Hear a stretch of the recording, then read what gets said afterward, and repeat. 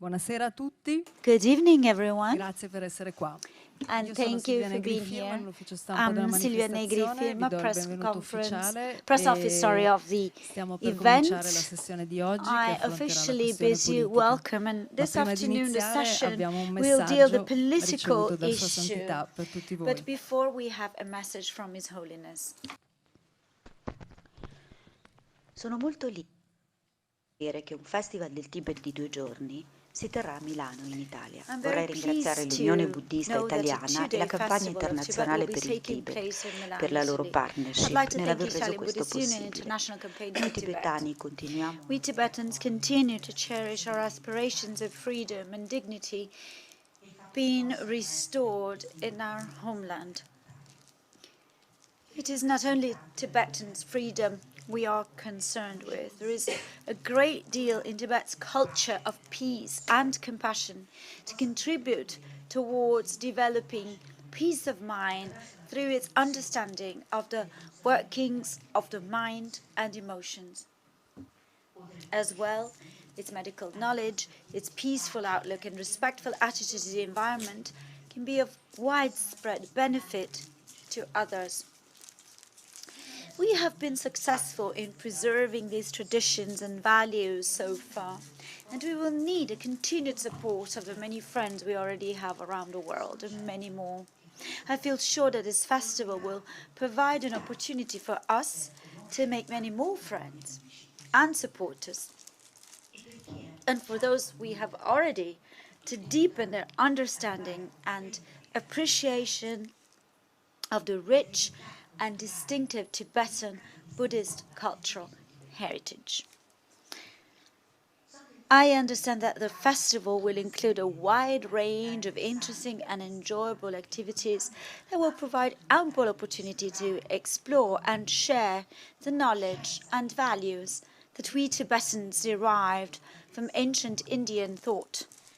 Based as it is in ethics, wisdom, and compassion, Tibet's peaceful, non-violent culture is not only valuable to Tibetans, it can also be conducive to the welfare of the 1.3 billion Chinese people and many others across the world. Therefore, it is important that we make every effort to preserve that culture and keep it alive. I offer my greetings to everyone taking part in this year's Festival of Tibet in Milan. I am sure not only will the occasion be a success, but also that everyone will enjoy themselves. With my prayers and good wishes, Tenzin Gyaltsen.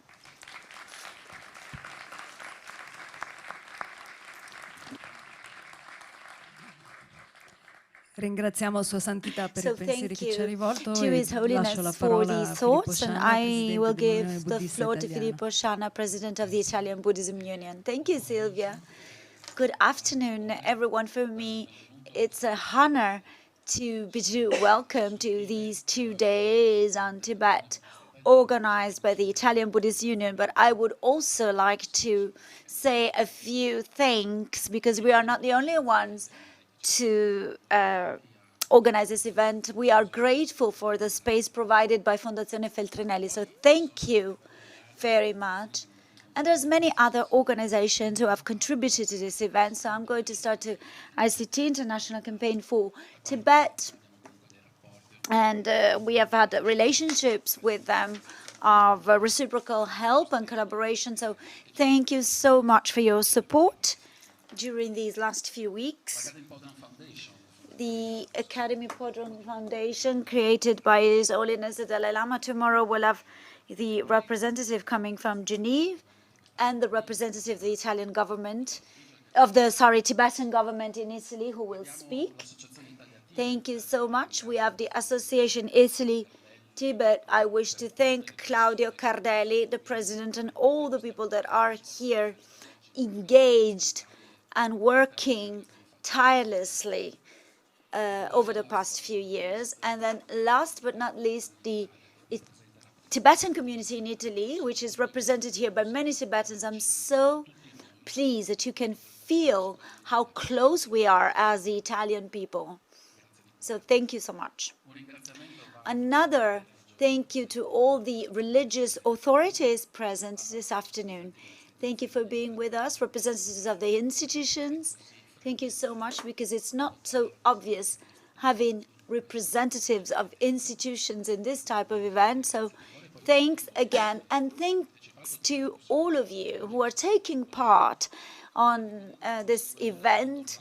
Thanks to all the people who are following the event online today, tomorrow, and in the next few days, because this will be recorded and will be online for some time. The Italian Buddhist Union is a religious organization, is the third confession in Italy for number of practitioners. And there are 62 centers that are part of it in different areas of Italy. And they have the task of preserving a culture and tradition and creating the conditions for practicing and studying Buddhism in its different traditions. So the Italian Buddhist Union is a support and an interface with institutions and with other religious confessions. Now, the question is, why Tibet? Why are you talking about Tibet? Well, I think there's three main reasons for this. First, the first one is the most intuitive one, because Buddhism developed in India and then got to Tibet and flourished in Tibet for centuries. This tradition was kept alive and developed and was integrated through study and experience of extraordinary practitioners and beings. And then from there, from this sort of hub of spiritual height, the West benefited from the Tibetan diaspora, particularly 62 centers in Italy. 35 centers are drawing from the teachings of Tibetan Buddhism. So the first reason why we are talking about Tibet is for a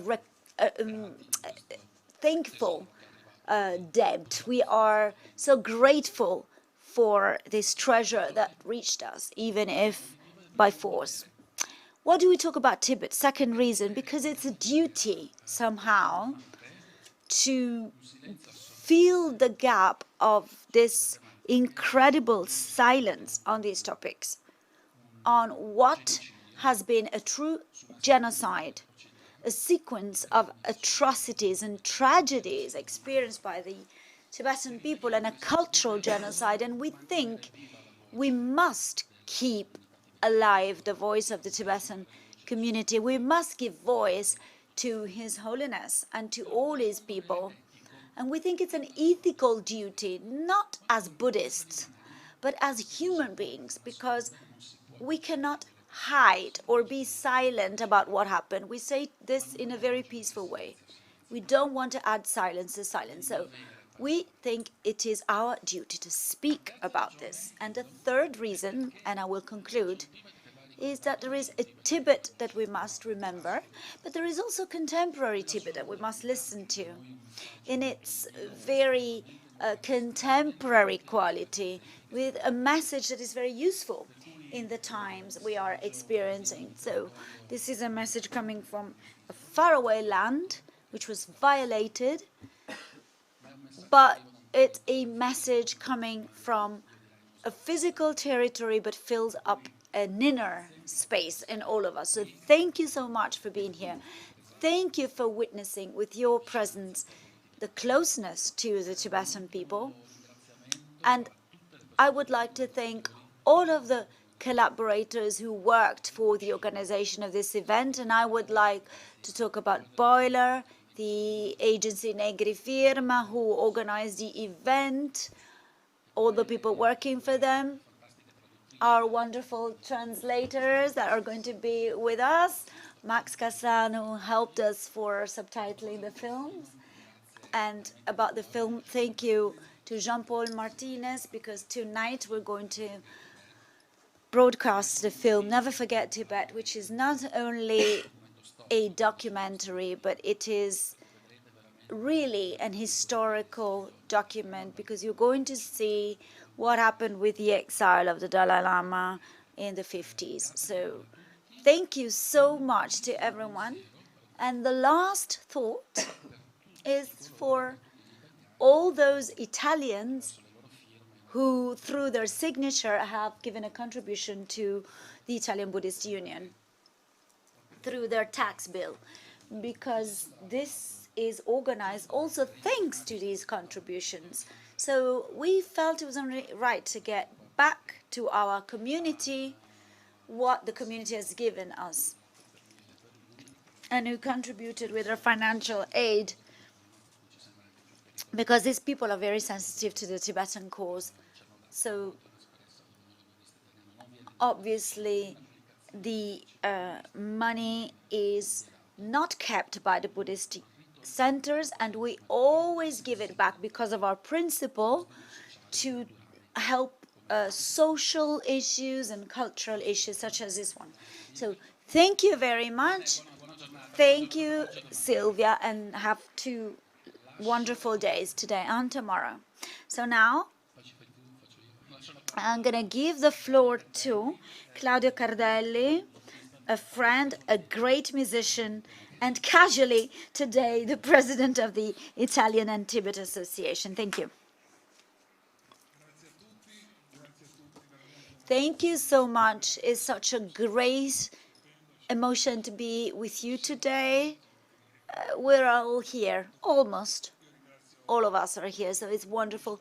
I would like to thank Filippo, and I would like to thank everyone again, and particularly Filippo, for the amazing vision he has in his role of Italian Buddhist Union president to have thought and organized this event. So before starting, I wanted to give the floor to Tsetan Longini, who is the president of the of the Tibetan community in Italy. Tsetan, come here, please.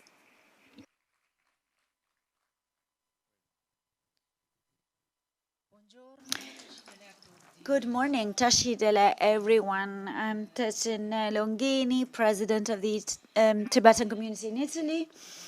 Thanks to everyone and welcome.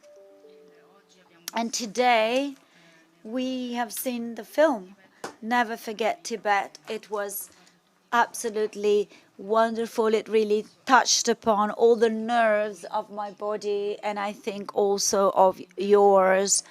It was very moving. So thank you so much to the Italian Buddhist Union, to Filippo, who has given me the occasion to be able to speak about my Tibetan community. The Tibetan community in Italy is made up by 200 Tibetans, more or less. The association fosters, informs and preserves the culture that the Chinese regime has been trying to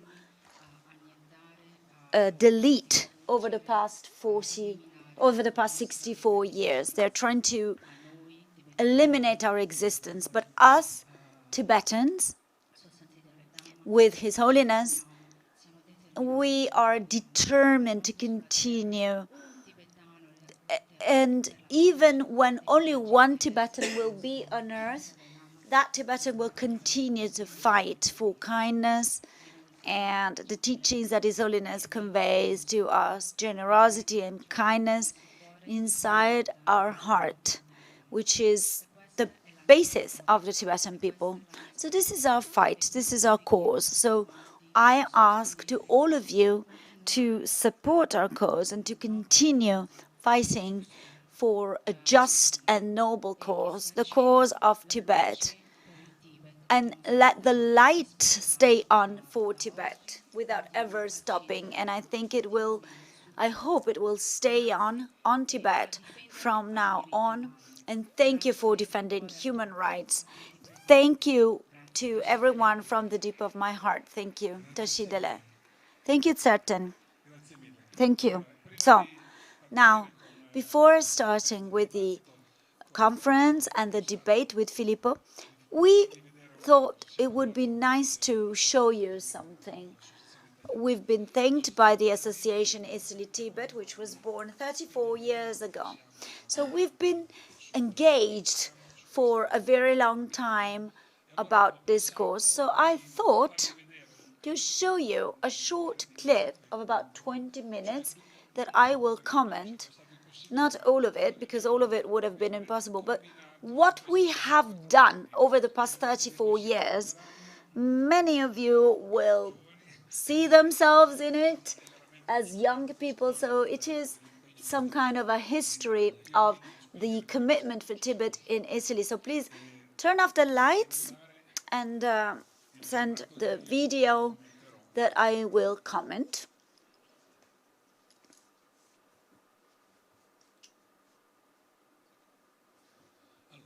So our story starts in 88. We're in Dharamsala, 10th March 1988. First time, or at least my first time, in a demonstration for Tibet. And in the first time and first interview, because the first time I met him was in 1982, so first interview with His Holiness the Dalai Lama. So Piero Verni and myself are here with the Dalai Lama for a video interview, which will be passed on in history. These are all the first members of Italia-Tibet who are participating. Can you turn the volume on?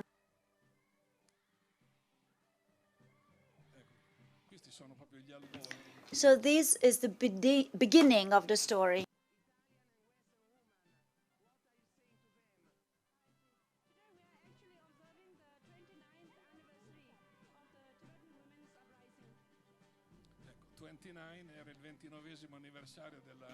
This was the 29th anniversary of the Lhasa insurrection. You've seen Richard Gere between the participants. This is a time when the flower is thrown as a sign of good auspice. And then we are on stage with the Dalai Lama, where the Dalai Lama will give his speech. These are very important moments. Fabrizio Pallotti, who is the current translator of the Dalai Lama, Siliana Bosa, so many people who were young at the time, 34 years ago. So this was a fantastic demonstration in Dharamsala. Can you turn the volume on, please?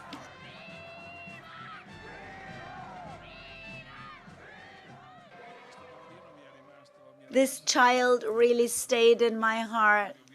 And also this first hearing when I saw so many Tibetans seeing the Dalai Lama for the first time. This was heartbreaking. The emotion of these people was amazing. And there's no words to describe the relationship between the Tibetans and their leader, the love, the devotion, the bond between these people and their leader. This was a wonderful, wonderful, emotional moment. And here, the association starts its activity. We are in front of the Chinese embassy in Rome in 1989. And the Chinese were completely flabbergasted in seeing Italy celebrating Tibet. That was Massimo Andreani. And as I spoke to one of the Chinese, they were saying, what do you care about the Tibetans? The Tibetans are barbarians. They live on the mountains. They're herders. We brought them civilizations and roads and stuff. We are in Geppeling here in Milan, the first time Dalai Lama came to Italy to meet the association. So this was another amazing moment for all of us. The members had never seen the Dalai Lama live. Stefano Dallari, Piero Verni, who is managing the situation.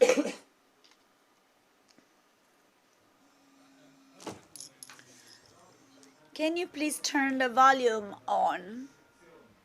Okay. Gunther Coloni on the background with a long beard, Telsa Gyatso.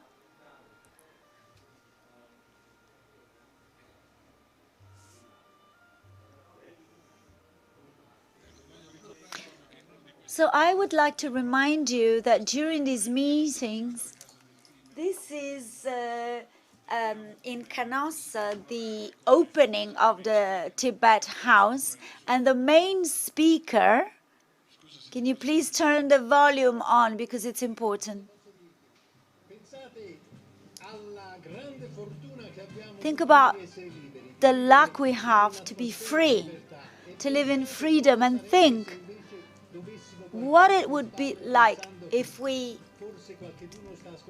were fearing someone to listen to our speeches, or someone taking our photographs to accuse us tomorrow of something we haven't done. This is what they live in Tibet. So think about how lucky we are.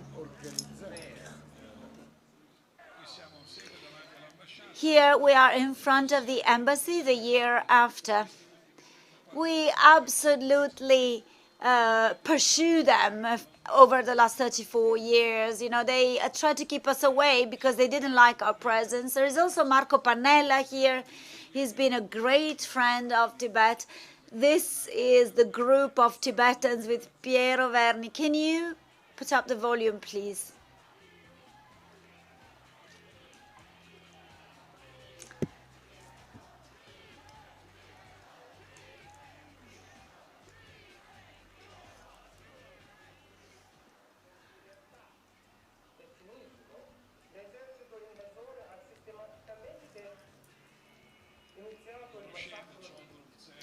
This is Chodrup Zering.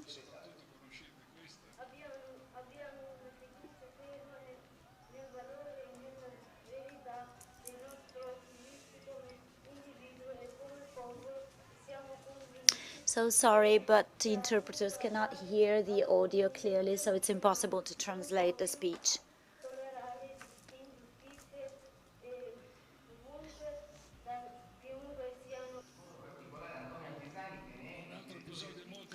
So this is another moment, the festival of the theater in Sant'Arcangelo, where the organizers had brought a company from the Tibetan government, a puppet company, and we managed with a blitz to bring Gyaltsen, who was the representative for the Dalai Lama in Geneva, talking about the Tibetan theater, and we made the Chinese very angry. And this is another thing to look at. This is a Chinese journalist questioning the Dalai Lama, contesting why the Dalai Lama was elected, who authorized him.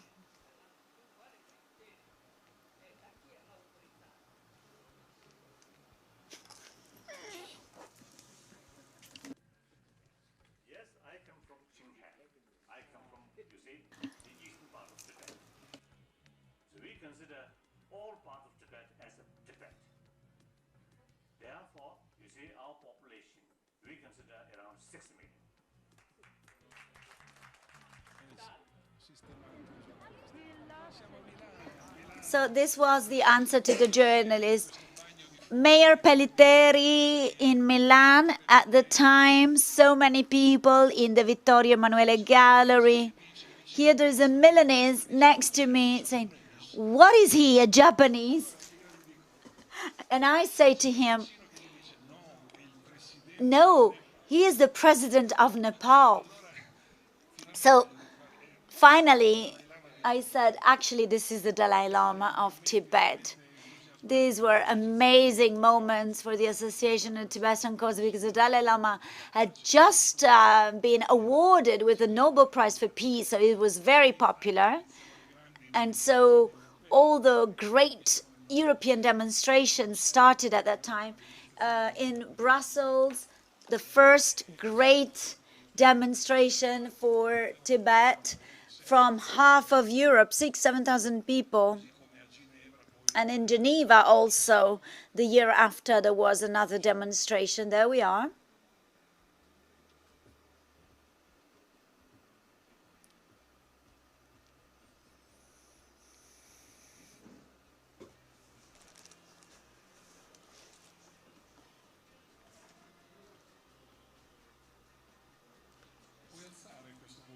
Can you turn the volume on?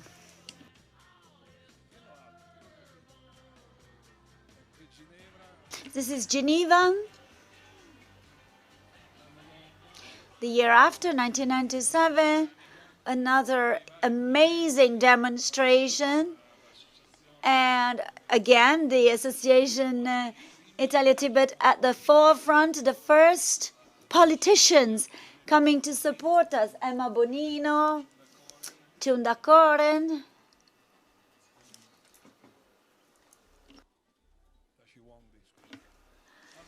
Tashi Wombi.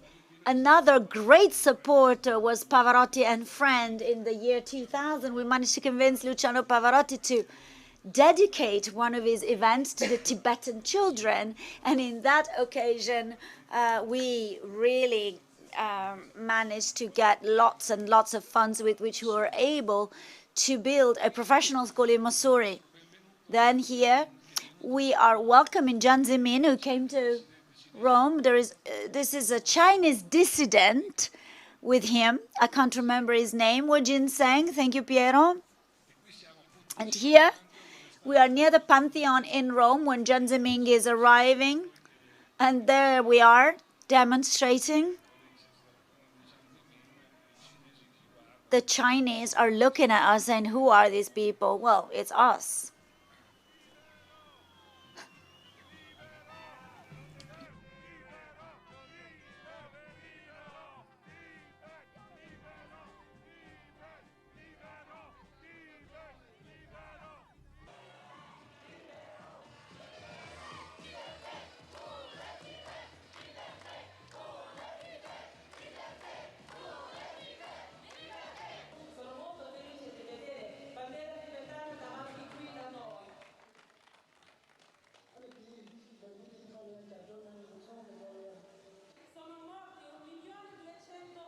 One 1,200,000 people died.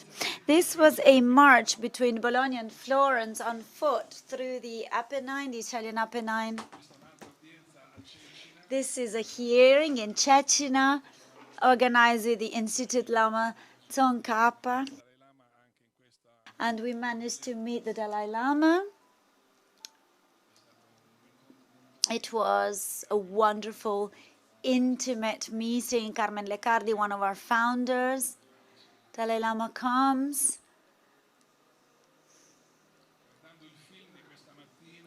Looking at this morning's documentary, I realize how fortunate we have been in our life to have the possibility to be so close to His Holiness. Another great event was organized by Franco Malenotti, and this was one of the most moving moments of our adventure. Gyaltsen Pema prepared this surprise. We arrived on a motorcycle from New Delhi, and all the children of the Tibetan Children Village welcomed us. It was amazing. This is the project, Eastern Road Project. And we tried to have the Dalai Lama go on a motorbike, but we didn't manage to, unfortunately. 2008, the year of the Olympic Games, we were in front of the Italian Organization of Sports in Rome, and we really wanted to talk about what happened in the world. It was a very strong moment in the world because the Olympic Games were held in Beijing, so we wanted our voice to be heard. We didn't have a lot of results, but we managed to have a voice heard. This is Mirandola after the earthquake. The Dalai Lama gave 60,000 euros to the victims. He saw us in the audience and came to say hello. I know the ego is an illness, but Raimondo Vultrini, this was a beautiful, beautiful moment. And everyone was wondering, who are these people? Our relationship with the Tibetan institutions. This is Lobsang Sangyum, who had just been elected as the leader of the Tibetan government, Laopa Tsering, when he was a speaker of the Tibetan parliament in exile, 2013, back to Brussels. our beautiful flag.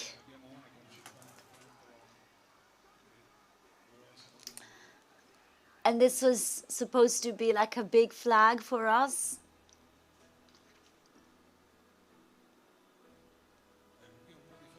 So a few pictures, there's so many. A few situations we had to convince so many people. In this case, you know, we had to have the Dalai Lama walk under the snow on the mountains. He came in 94 in Rimini, Ethics and Business. The Dalai Lama spoke in front of 500 business people coming from all over Italy at their expense. I'm so honored to live in Rimini because it was the first city to give the honorary citizenship to the Dalai Lama in Italy, and it's a great privilege for Italy. This is San Leo, the bishop,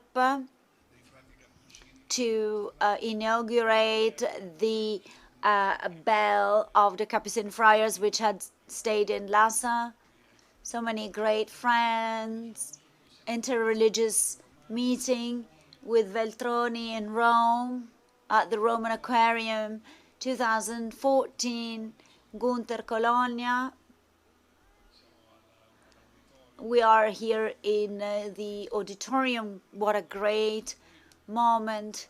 And then the painful situation of human torture started, and we tried to really engage ourselves in it. This is Marilia Bellaterra in Rome, and she's bringing on this fantastic project, a space of memories, and she's had Tibetan elderly people speaking to the children in Dharamsala. This is a wonderful, wonderful thing. So many conferences. These are the human torches. There's nothing to say to explain the Tibetan issue inside China. 167 human torches, 167 martyrs, say told. This is Ladakh. 10 years after, we brought this ambulance for Choglam Shar, for the local community, and we organized for 5 years camps for heart disease prevention. We visited over 3,500 Tibetans over 3 years, and we've seen that Tibetans do not know stress. 99% of them had no idea what stress is. This is our clinic, Clinic Fosco Maraini, with the sponsorship of our friends. And then to conclude, this is Pempatsering. We are in front of the Chinese consulate in Milan. Kelsang, great president of the Tibetan community in Italy. Paris, again.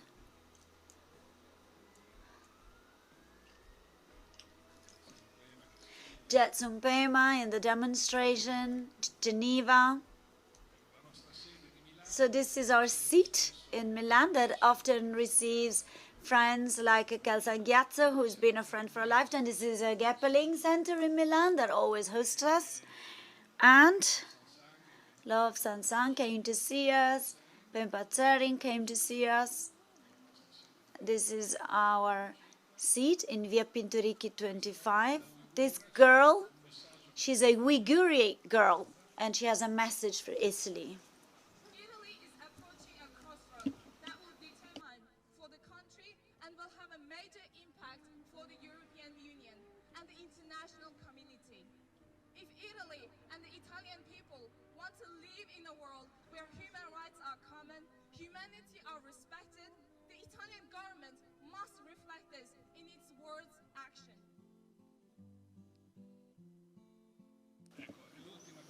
And the last part, last minute, I dedicate this to the parliamentarians and friends who have devoted themselves to the Tibetan issue.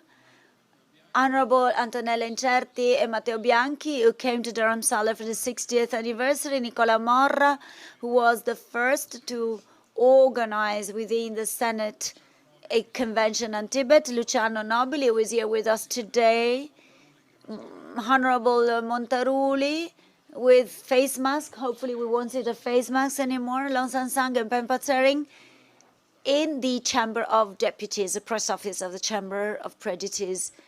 So these are all the friends, and our commitment also takes place with local communities. This is the last event we have organized, and I wish to conclude my presentation, the exhibition Tibet, the Heart of Asia, in the Rocca Paolina in Perugia. And here is with the Ministry Manzedong and the latest board of director of Italia Tibet. So thank you very much, and I assure you that we're going to continue always in this spirit.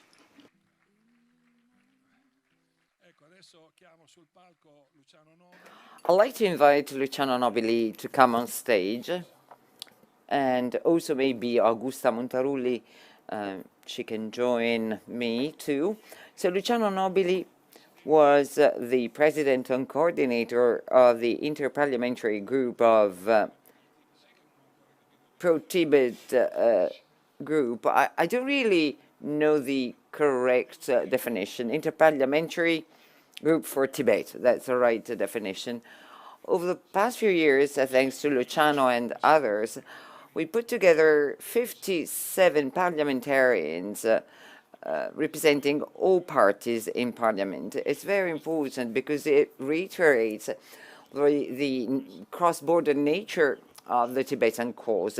It cannot be the monopoly of any political party, but it's something humanitarian that belongs to everyone. Luciano was the forerunner. He also brought two prime ministers from Tibet into the Italian institutions. Over to you, Luciano. Thank you very much for this invitation to UBI, to the president who spoke before.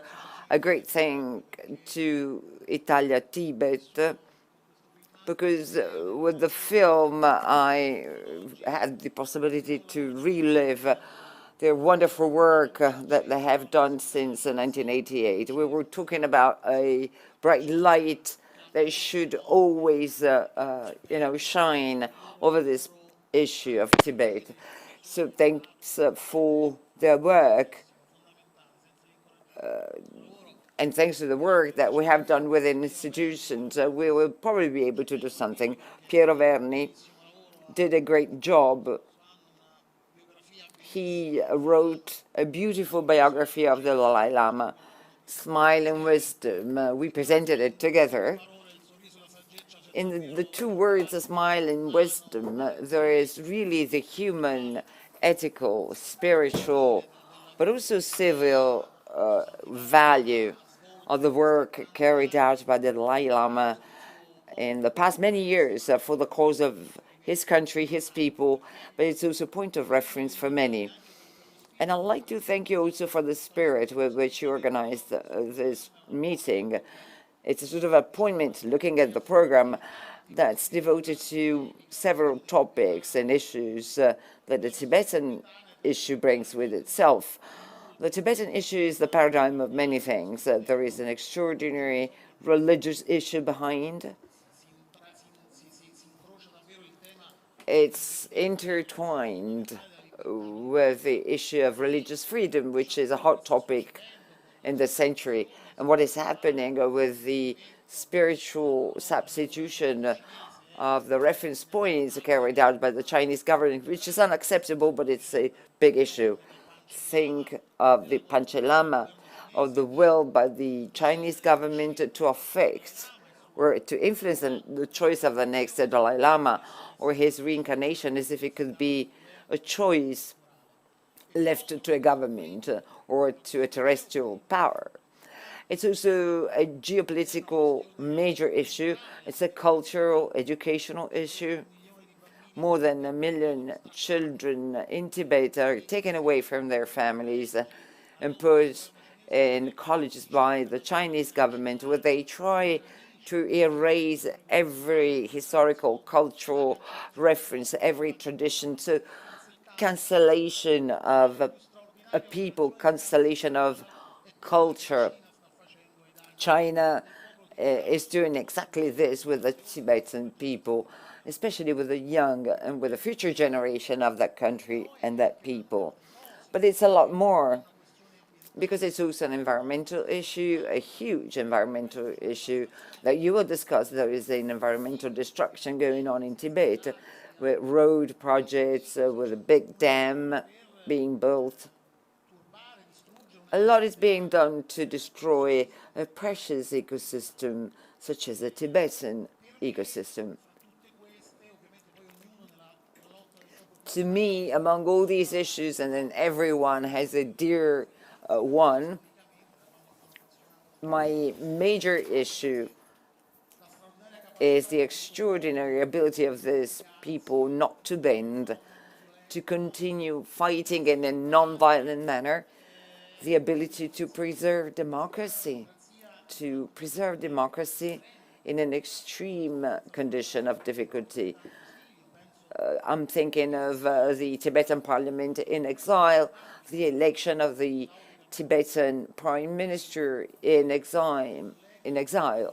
Montaruli and other colleagues hosted the last two prime ministers at the Italian parliament. Gyaltsen, for instance, was the last one. I met them in person 11 years ago when I went to Dharamsala. I also met the Dalai Lama, of course. I'm honored of the work that I did, the ability to defend with force but with no violence, their independence. And the ability of the Dalai Lama to go beyond all these issues that I mentioned, because he was and he still is capable of being a benchmark, a reference for many ethical, philosophical, moral, spiritual, political reference. Let me just mention the work that the Dalai Lama carried out also during the pandemics, the decision to be vaccinated and to do it symbolically, and to also fight a battle against COVID also in that remote part of the world. The intergroup that we set up in the last few years, which I promoted with the help of many colleagues, and we wanted it to be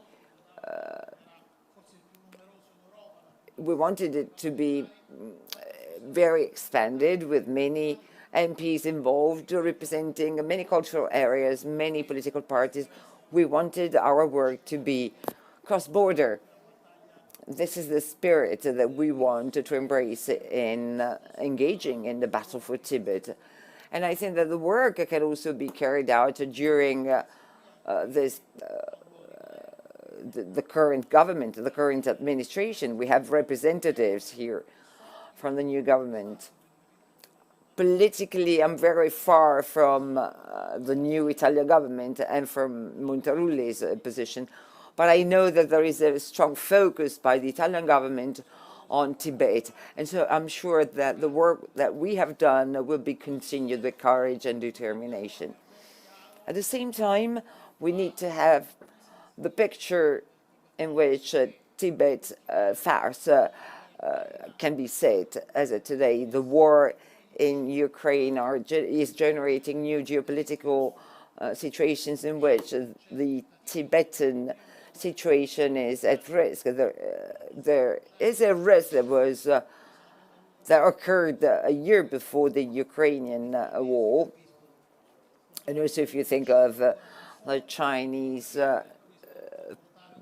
Communist Party, which is being strongly led by Xi Jinping, the big problem is the alliance among autocracies. These converging interests, Iran, North Korea, China, Russia, and the memorandum underwritten by Putin and Xi Jinping before the war broke out in Ukraine. It's a big problem for what we have at heart. So Tibet is the symbol of many other issues. I'm thinking of Taiwan, Hong Kong, and many other realities that are at risk of going through the same destiny as Tibet.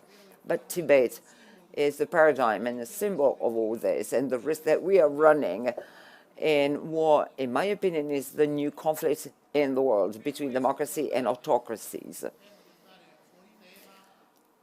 So, without fear of going off target, the outcome of the Ukrainian war will play a key role also for the future of Tibet and for its geopolitical situation. The fact that Putin is suffering, and I'm happy that the position of the Italian government on this is very clear, and the Italian government will continue to support the Ukrainian people, because what they are fighting is not just a war between Ukraine and Russia, but also a conflict between democracy and autocracy.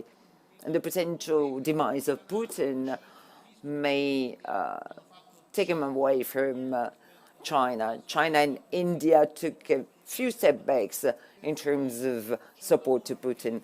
To close, there is also a bipartisan work carried out in the United States. The parliament approved the Tibet Freedom Act by both parties, and then the Biden administration sent a special envoy for activities concerning Tibet, which is very important. It's important to have this awareness in the US, and it's important that the government takes a very clear position. Biden started a few months ago and will continue to do so. China continues to be an exporter of instability and authoritarian politics, which must be defeated. So it's important to carry on and to continue to carry on this work. It's important to share this work by all political parties with the right determination, and it's important for us to be very careful. We should understand that on the issue of Tibet, similarly to the other issues that I tried to list, that's an era where we no longer fight only for religious freedom, political freedom, or restitution of territories to the lawful owners. The Tibetan government put the halfway approach in place upon suggestion of the Dalai Lama. So we want to be very pragmatic, based on a model that it's actually ours. It's a model of autonomy based on the model of the autonomous provinces of Trento and Bolzano. So we need to continue this battle. My engagement also outside of the institution will be total and complete, and hopefully my colleagues who will follow me will continue to fight the battle. So never forget Tibet, but go beyond that, as His Holiness the Dalai Lama always says.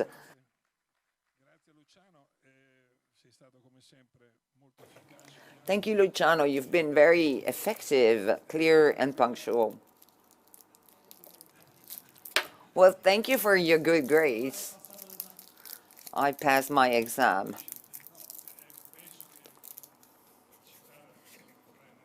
Well, going back to the Russian-Ukraine war, well, that's an opportunity to apply what the Dalai Lama teaches, the middle way, the dialogue and compromise could be the solution. You know, a head-on fight would help no one. I'm going to ask Augusta Montaruli, whom I've known for a long period of time. She's been dealing with Tibet for a long time. I think that you were also entrusted with the task of following the Tibetan issue by Mrs. Meloni. You're a lawyer from Turin, and now you also have a post in the government. So it's particularly important to have you here. It's also a bit risky, because I'm sure that there will be reactions to your engagement here. First of all, thank you for this invitation that I accepted when I was not yet a member of this government. and not an MP. Allow me to thank Luciano Nobili. In the past administration, he engaged us, not just me, but many other colleagues. I saw Mr. Bianchi in your film, in your clip.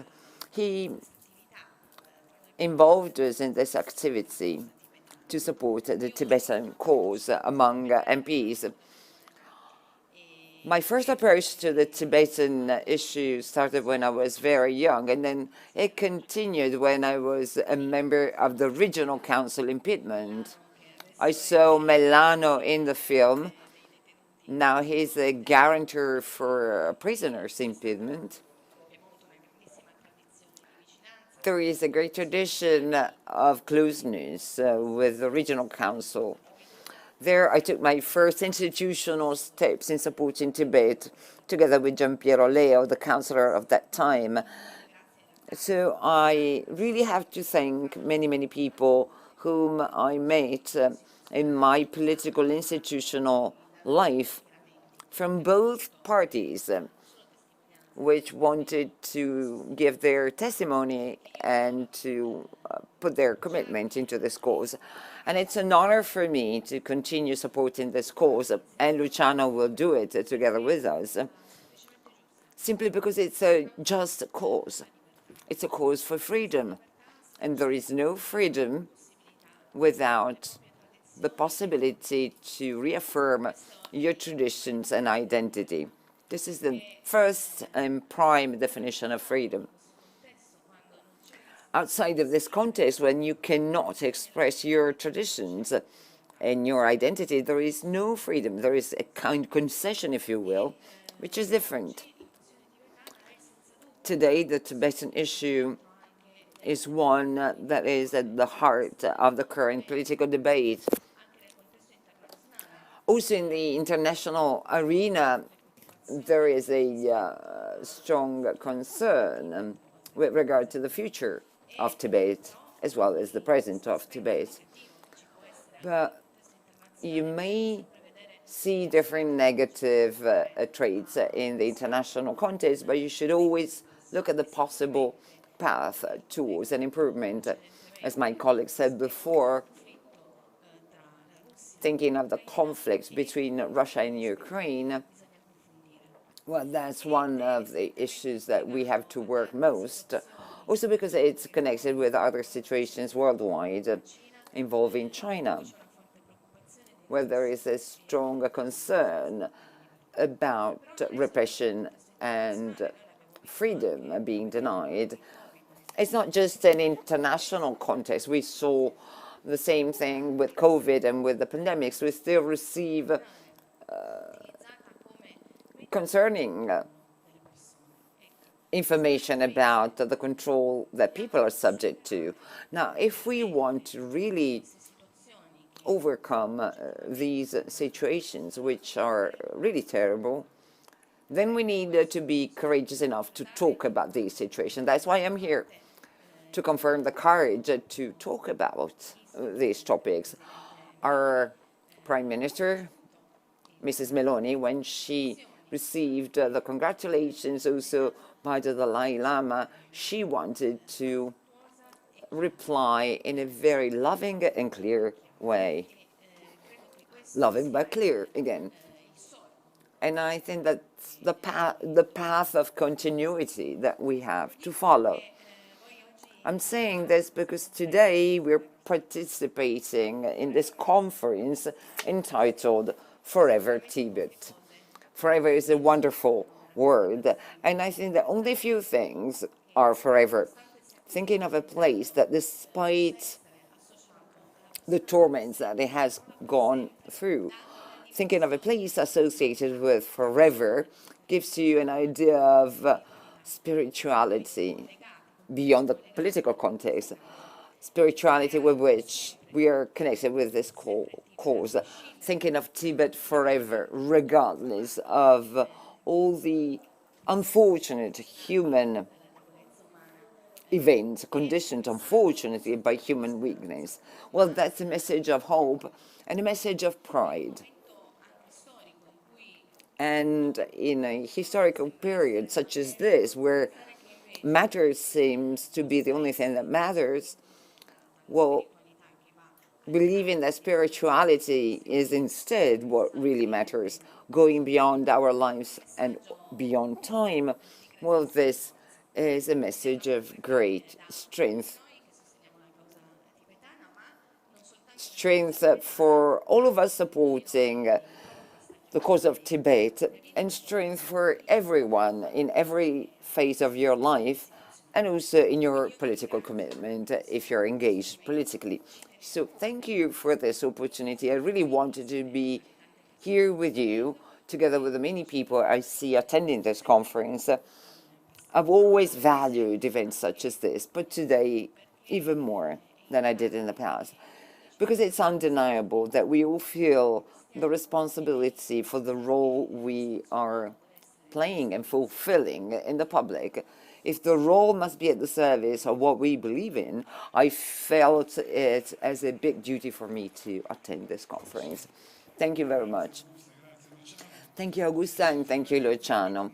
Yes, Forever Tibet is in strong contrast with the Chinese attempt to cancel this culture, this world, this extraordinary people in any way possible.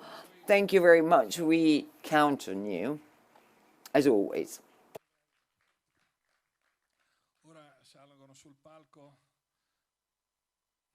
Now I invite Gyaltsen. Pema is giving the kata to Luciano.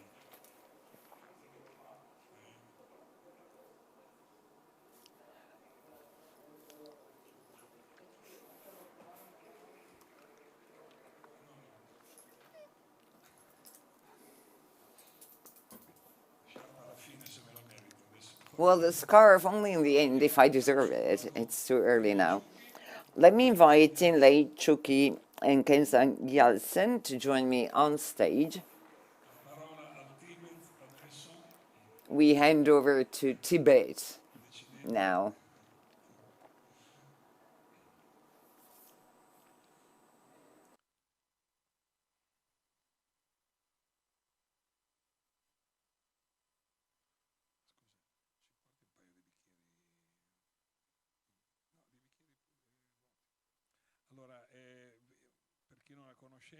So for those of you who don't know her, because she's just been elected, Thinlay Chukki is the new representative of His Holiness in Geneva. We already had a chance to meet her. You've seen her in the last picture at the Tibetan exhibition in Perugia. She's come to Italy, to Bolzano, to Rome, to Perugia, and today she's here in Milan. She's wonderful, and I'm very happy to have her here. Now look at the first representative of the Dalai Lama I met, who is Kelsang Gyaltsen, and the last. So 7 years in between, or maybe 8. Maybe you are the 8th representative. But you know, talking about the Dalai Lama, who was saying to his Indian friend, "I look at you and I feel old." This is a bit of the same feeling. So the floor is yours.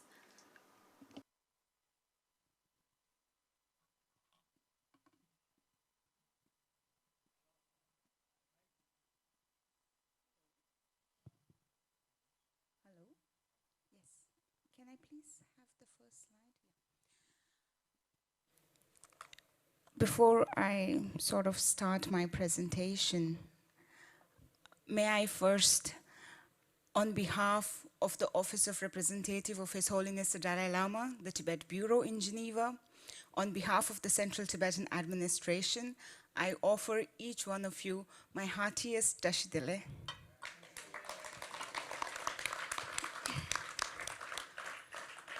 Honorable Semukusho, Your Excellency, Jinsupemula, Kong Tempela, Kong Kisangenzela, and all the dignitaries, it is such an honor and definitely a very nervous moment for me to be talking here today in the presence of the stalwarts, especially who have lived through the history that I'm going to talk about, and equally nervous because I'm sure I'll make a mistake here and there, and then I'll have to go back to them and really apologize for that. So with your sort of permission, I'll start my presentation. First of all, when I sort of received the call from Filippo, and he said, can you please talk about the journey into exile and sort of introduce the Central Tibetan administration? I said, yeah, sure, I can do that. And then we had the press screening of Never Forget Tibet. And my immediate reaction was, is there anything that is left for me to talk about today? Because the documentary is so all-encompassing and has every important facet that needs to be discussed, that has evolved over a period of time. And I completely feel utterly useless to be sitting here and again repeating the same thing. But then, again, this is me from the second generation, almost the third generation of Tibetans, looking at our struggle, looking at the journey into exile and into democracy by the blessings and under the visionary leadership of His Holiness the Dalai Lama. It is definitely a personal account, but also a very technical look at it, if I may say, because I also come from the legal background. So I tend to look at things very critically at times. When I talk about into exile, I think I should start with first introducing Tibet. This is the map from the US Congress Library dating back to 1932. And it shows sort of how Tibet looked like, or what is the map of the Tibet. A closer look to it is this. It is surrounded by Nepal, by China, by Burma, by Bhutan, by India, of course. And then you often wonder, what made Tibet so different? It is often called the roof of the world because it is one of the highest altitude plateau in the world. It stands at, on an average scale of approximately over 4,300 meters above sea level. And now I did a very quick look, a Google search on what is the highest mountain in Italy. And I am told it is Mount Castro, which stands at 4,250 meters above sea level. So typically, I must say that the Tibetans are actually living on the top of Mount Castro. And then, what is the size of Tibet? It is 2.5 million square kilometer. And again, I tried to compare it with Italy. It is a little over 8 times the size of Italy. And my parents, come from this beautiful country, which is under the illegal occupation of China now. In 1949, when the People's Republic of China was formed, I think very rarely a country's independence is sort of marked with a lot of sadness, especially for Tibetans. Because on that day, Mao Zedong infamously announced that it is time for the territories to return to the motherland. And by that, he definitely meant Tibet. Of course, Tibet has always enjoyed an independent history. In 1950, the first sort of attack on Tibet started. 40,000 soldiers attacked on the eastern part of Tibet, and 4,000 Tibetan soldiers just could not handle that attack. And the Chamdo fell. It was quite a devastating moment for everybody, because it was absolutely unimaginable that Chamdo would fall, that China would attack, and there would have been a military invasion during that time. And then, of course, His Holiness, being the most compassionate living bodhisattva, he said, maybe we should negotiate. maybe we should try and see if this can be resolved amicably. And he sent some delegations to Beijing to sort of negotiate. But then, of course, they were imprisoned. Of course, they were made to sign the 17-point agreement on 23rd May 1954, and thereafter, the entire saga of the attempt to sort of have genuine autonomy under the Chinese rule began. Of course, His Holiness visited Beijing. As he said in the documentary, he thought that definitely a peaceful, amicable settlement can be found. Alas, that did not come true. And in 1959, there was this mass resistance against the Chinese rule. We had hundreds and thousands of Tibetans assembling on the streets of Lhasa and basically appealing His Holiness the Dalai Lama to not attend the program to which he was invited by the Chinese government. Because people feared, there was a genuine fear amongst the Tibetans that he will be killed, he will be assassinated if he attended that program. And on 10th March, of course, there was this huge national uprising. Please bear in mind that it was not sort of premeditated. This was common Tibetan laypersons deciding to take matters into their own hands and coming and fighting against the Chinese occupation. And then, if you look at this beautiful palace of Potala,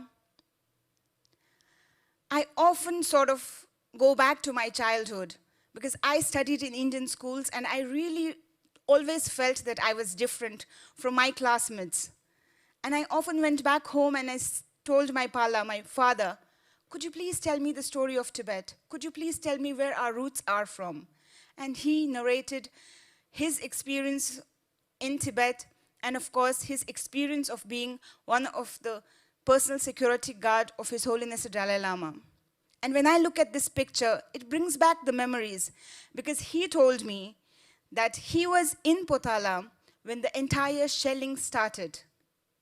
And he was there with his rifle, barely able to defend, and I'm sure wondering whether he will live the next day or not. And then, of course, on 17th March 1959, His Holiness was forced to escape into exile. And these are some beautiful, rare pictures of His Holiness making the treacherous journey into exile and then arriving in India. And he was being received by the Assam Rifles. And this is sort of the map where the route that he took to escape into exile. When His Holiness arrived in India, he was of course received by the Assam Rifles, and later he was welcomed by the then Prime Minister, the first Prime Minister of India, Pandit Jawaharlal Nehru. Pandit Nehru, under his magnanimous leadership, has been such a generous host for the Tibetan community in India. Had it not been for his generosity, had it not been for the generosity of the Indian people, we Tibetans would not have had the opportunity to rehabilitate and resettle in India.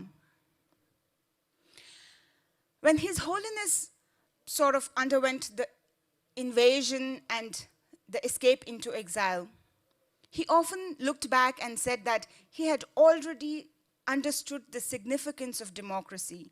He always wanted to democratize the Tibetan nation and the Tibetan governance, but then because of the invasion, it had to be suspended. And the first thing that he did when he came into exile was definitely to sort of introduce democracy to the Tibetan people, to the Tibetan government in exile. And this is a very beautiful quote of him talking about democracy. He says, and I quote, "Where there is democracy, there is a greater greater possibility for the citizens of the country to express their basic human qualities, and where these basic human qualities prevail, there is also a greater scope for strengthening democracy. Most importantly, democracy is also the most effective basis for ensuring world peace. Please remember that for him, democracy meant giving up all his political power, and he did so very happily. And he was one of the most pioneers in the Tibetan community who said, I do not want political powers as long as the Tibetan community and the Tibetan government becomes a democratic institution. And therefore, of course, once he came into exile, the Kasha was instituted. Kashak basically is the cabinet, which has a lot of ministers. So the first sort of Kashak had the 4 ministers and the chairman or the prime minister. And then one of the first thing that he did was to start a legislative assembly. When we talk about democracy, we talk about the 3 important pillars of democracy. The first one being the legislative assembly. And in 1960, on 2nd September, the first democratically elected Commission of Tibetan People's Deputies, because now it is called Tibetan Parliament in Exile, and before that it was to a period of time called Assembly of Tibetan People's Deputies, but initially it was called as the Commission of Tibetan People's Deputies, and they took their oath on 2nd September 1960. And to this day, we celebrate 2nd September as the Tibetan Democracy Day. Over a period of time, His Holiness definitely brought stages of democracy into the Tibetan community. This being the start with the institution of the Commission of Tibetan People's Deputies. And then he promulgated the 1963 charter. It is the first charter wherein His Holiness sort of attempted to bring a constitution to the Tibetan government. And in 1991, the Tibetan democracy, if you look at the history, took a large, giant leap with the promulgation of the 1991 charter. Because in this charter, His Holiness granted the power to the parliament, basically saying that you can impeach me if I do wrong. And in the history of the world, there is no leader who has actually granted that power ever to anybody else. Because as we know, history is abound with cases of everybody wanting more power and not less power. And then in 2001, the first democratically elected Kalon Triba, basically the prime minister was elected. Before this, of course, the parliament would sort of approve the nominated Kaluns, and they would appoint their own prime minister. But now His Holiness said, enough is enough, I want to go into a semi-retirement position, and therefore, let's have the first democratically elected leader. And we had Professor Samdon Rinpoche. And then the unimaginable thing happened. Of course, Tibetans knew that it was coming, but then definitely we were not prepared. Because on 19th May 2011, His Holiness announced that he is going into complete retirement from political activities, and thereby devolving all his powers to a democratically elected leader.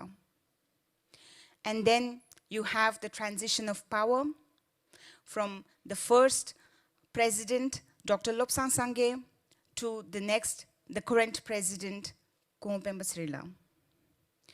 I'm going now into my legal mind and giving you sort of the structure of Central Tibetan administration. Of course, this is very technical, but just to make it very easy, the Tibetan government in exile is the democratically elected government. It has 3 pillars of democracy. The first one is the legislature, not actually in the proper of sort of in their power. It's more like I'm narrating the numbers. The first one, of course, being the parliament, then the Kashak, which is the cabinet or the executive body, and then the judiciary. The judiciary is very interesting because in a country which is independent, which has its own constitution, which has its own judiciary, like India, you cannot have a simultaneous court attempting for another jurisdiction. And therefore, under the Arbitration and Conciliation Act of India, 1992, the Supreme Justice Commission of Tibetans was established. And this more or less functions as the arbitration court, which basically looks into resolving issues within the Tibetan community. And we do not have any criminal jurisdiction per se. And then we also have the independent constitutional bodies like the Election Commission, like the auditing body, which looks into the functioning and day-to-day work of the Tibetan government in exile. And under the executive body, we have the 7 departments. And as I said, one of the most important aims or objectives of the Central Tibetan administration is rehabilitation of the Tibetan people and sort of ensuring their welfare. And therefore you have the Department of Home, the Department of Health, which looks into the rehabilitation process of the Tibetans. And then you have the Department of Security, which looks into the security protection of His Holiness the Dalai Lama and also the dignitaries of the Central Tibetan administration. And then you have the Department of Religion and Culture, which looks into the preservation of the rich Tibetan culture and religion and promoting them in exile. And then you have the Department of Education, which looks into providing basic education to all Tibetans and preserving and promoting the Tibetan language. And the department that I belong to is the Department of Information and International Relations. This department is mostly involved in ensuring that the issue of Tibet, the conflict of Tibet is resolved. There's enough awareness being created in the international arena, and of course, to ensure that nobody ever forgets Tibet. And under this department, we have around 12 offices of Tibet. And in Europe, we have 3 offices of Tibet, one being mine, the Office of Tibet, Geneva, and then one in Brussels and the other in London. So talking about my or our office, this is the first and the only office which is completely run by women. So we are 3 women. Thank you. We are 3 women, mostly under the age of 40 on an average. And often we wonder what a beautiful coincidence it is that when the world is awakening to the issues of women, when the world is realizing that there is equality, that the women have equal rights, we have this beautiful office where we are trying to just do the same, ensuring that we women are absolutely and essentially working as hard and as smartly as possible and not really thinking that the men are better than the women.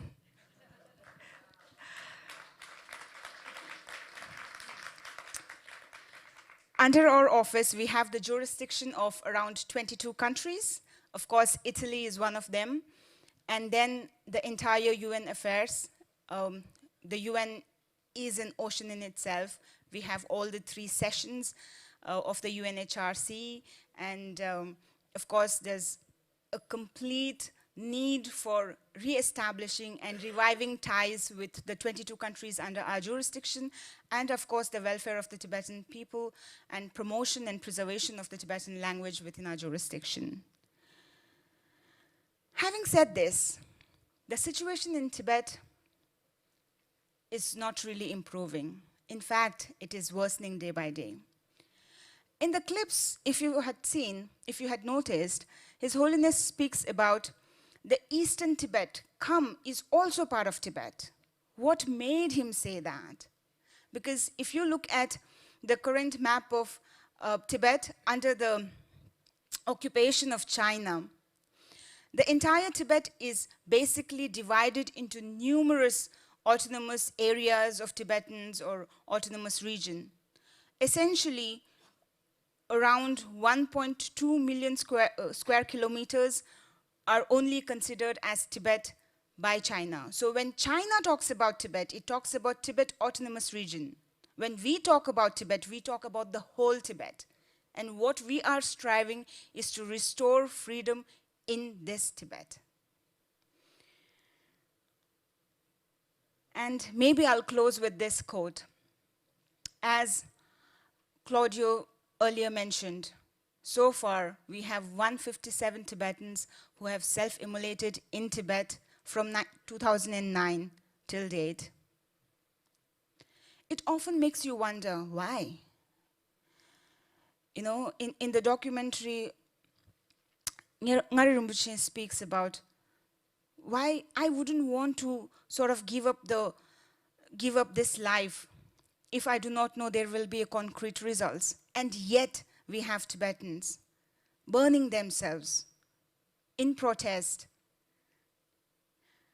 Sometimes people ask me, you know, why burn yourself? Maybe you could just take a few Chinese with you and burn, you know? And that really goes against the very basic tenets of Tibetan Buddhism, of how we have been brought up, of how compassionate has been sort of inculcated in the rubrics of our fiber. And then I wonder, and often in the night I think, the situation in Tibet is really so bad, is really so worse that Tibetans would really light themselves up as a mark of protest against the Chinese occupation, because they just do not see any worth in living under this illegal occupation. And my heart goes out to them. This is one of the quotes by the self-immolators. She says, "My heart is so sad. The Chinese government doesn't allow us the freedom to practice our religion. It is better to die." Because, please remember, Tibetans are being subjected to patriotic re-education camps where they are forced to vilify His Holiness the Dalai Lama, stamp on his pictures, spit on his pictures, and if I was made to do so, I do not know what action I would take. And therefore my heart goes out to them. And in this regard, my sincere gratitude to all of you present here, because your presence sends out a strong message to Tibetans in Tibet that we have not forgotten Tibet, that we will continue to work for Tibet, that we will continue to support Tibet, and that Tibet will be in our hearts forever. Thank you.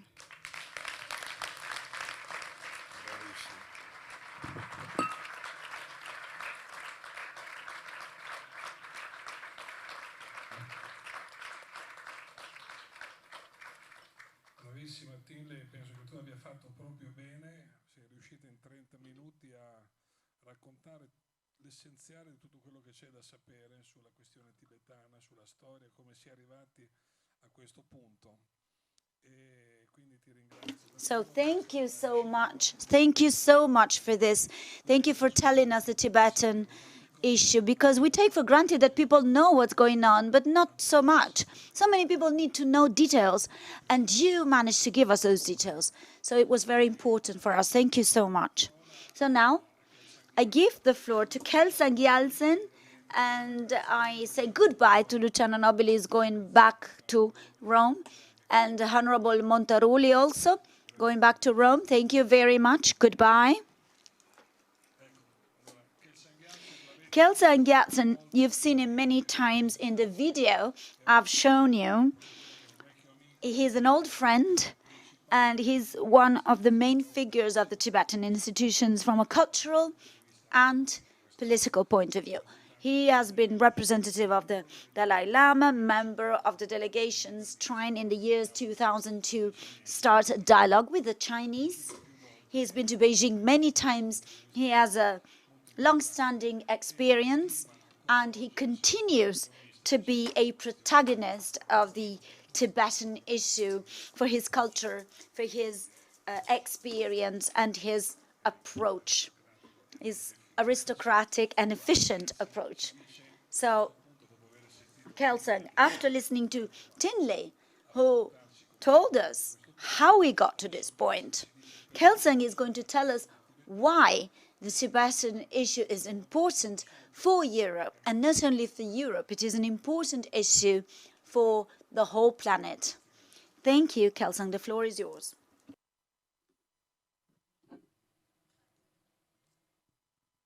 Hello. Thank you, Claudio. It's real great to be here today and having the opportunity to meet very old friends, Italian friends, and also many new faces. And I would like to thank the organizers for the kind invitation to this conference. And I'm also grateful for the opportunity to talk today about the unresolved political question of Tibet and why this political question is of consequence for Europe and beyond.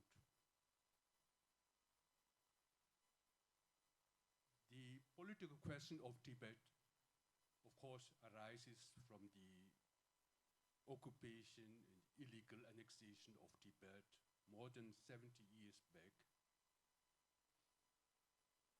And the issues resulting from that event are of significance and relevance regarding international law, universal human rights, the militarization of the Himalayas, and the protection of the natural environment on the highest plateau of the world. And these issues are the consequences of that occupations are impacting the peace, stability, and security in that region, wider Asia, and the world.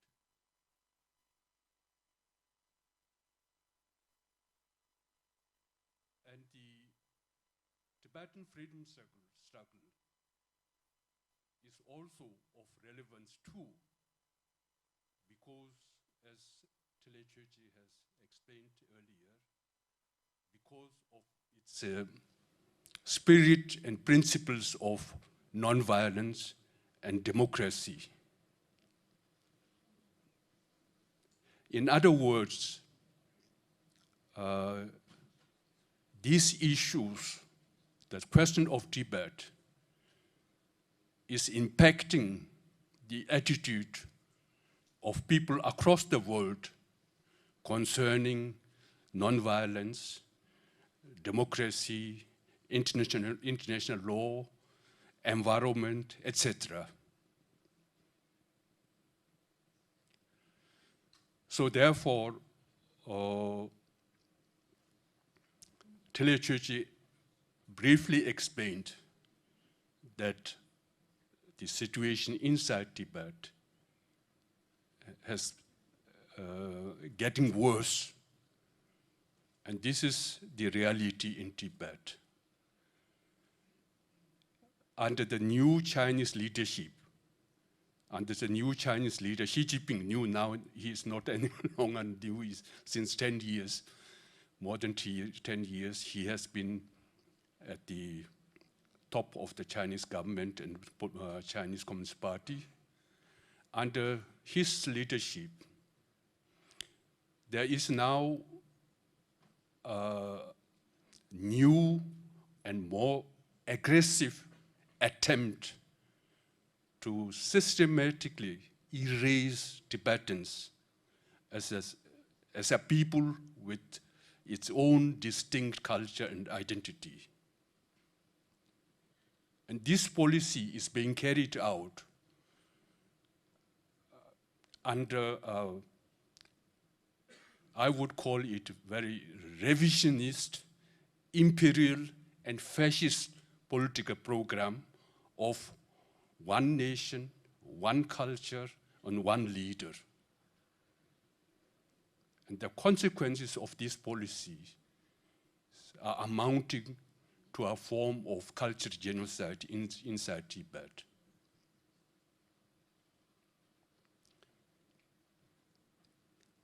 Against this background, it is obvious that the issue of Tibet involves fundamental questions regarding in safeguarding international law and universal human rights.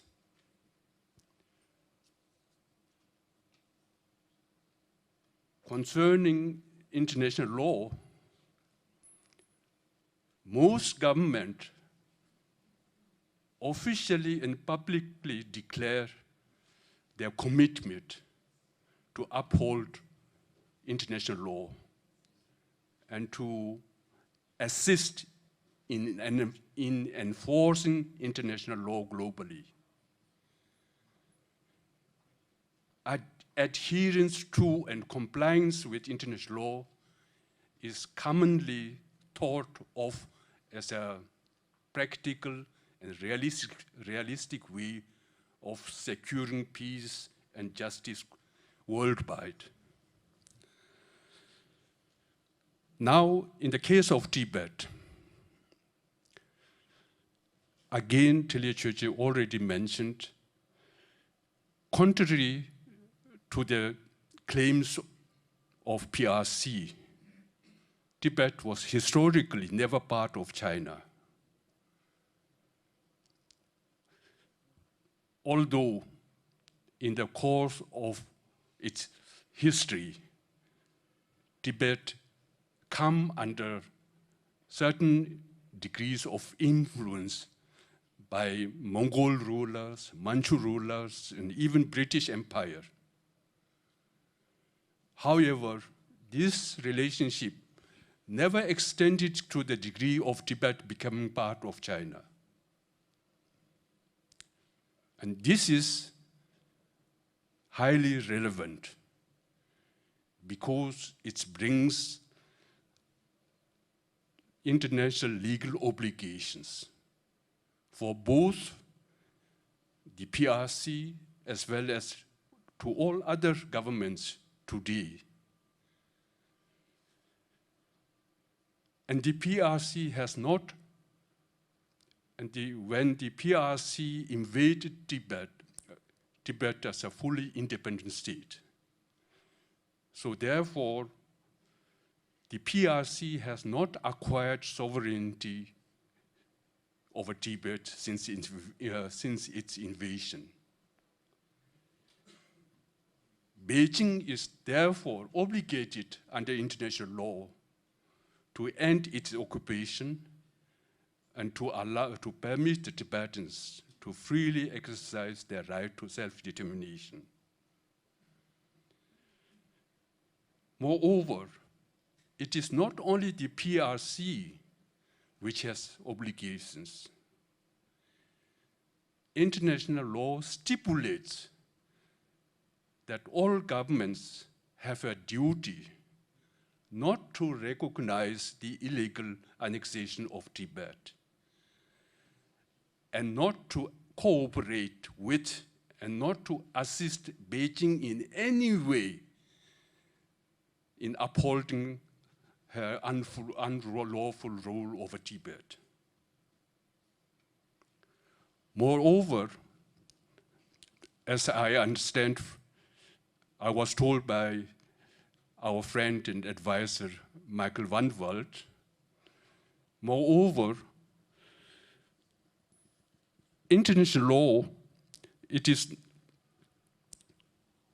not only the PRC which has obligations, but all other governments have a positive duty to help bring about an end to this illegal, unlawful act and illegal occupation, and to permit and respect Tibetan people's right to self-determination. And we can see today in Ukraine how these stipulations of international law are being applied by the Western countries in assisting Ukraine to resist the military aggression by Russia. Similarly, all governments have a positive duty to help in bringing an end to the occupation of Tibet. Now, we all know, unfortunately, this did not happen. The breach of international law by the PRC by annexing Tibet had no legal or political consequences for China. As a result of this failure by the international community to hold China accountable for her unlawful act and to uphold international law with regard to Tibet, has emboldened the sense of impunity of successive Chinese leadership and have imbued them with a sense of unbridled entitlement and political arrogance.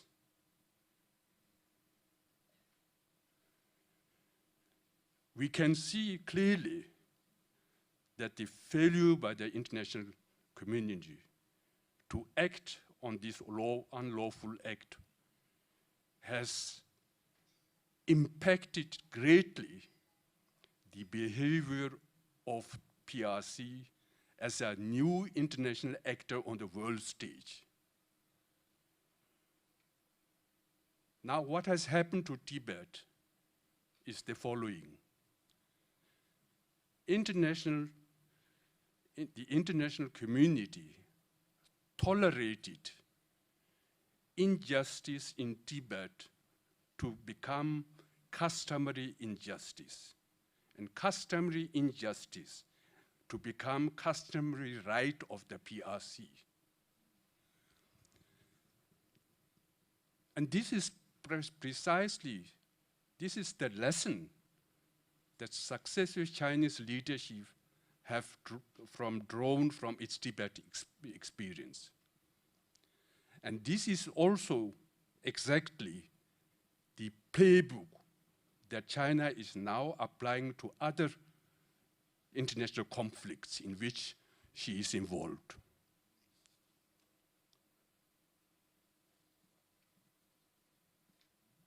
So the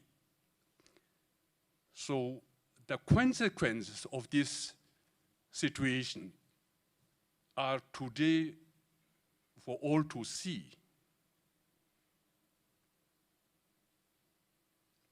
Today, China is presenting as an imminent threat to peace, security, and international liberal order. And we can see also clearly that the Chinese Communist regime is determined to change and reshape the international order and the world according to its perception. towards this goal, the Chinese Communist regime is pursuing a well-planned, ambitious political program of exerting influence, of interfering and intervening worldwide.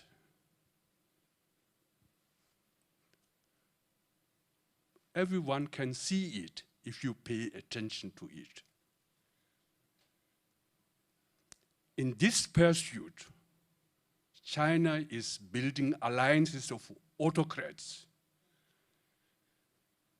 silencing critics worldwide, using its political and economic power as a leverage, and is infiltrating, undercutting democratic institutions in the West with the aim of weakening the resistance to its global ambitions.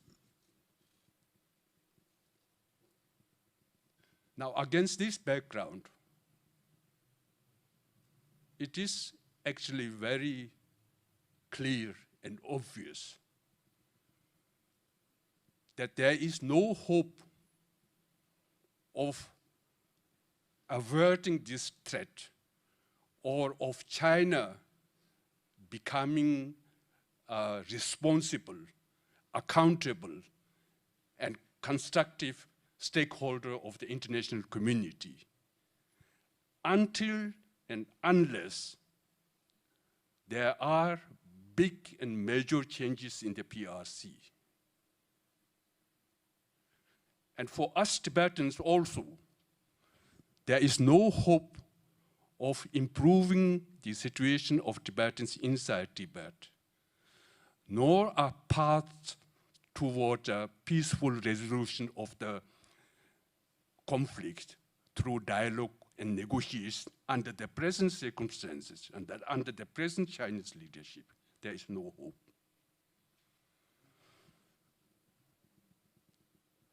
So in that context, for the first time in many decades, Tibetan view and perception of China and the interests of the international community are aligning more with each other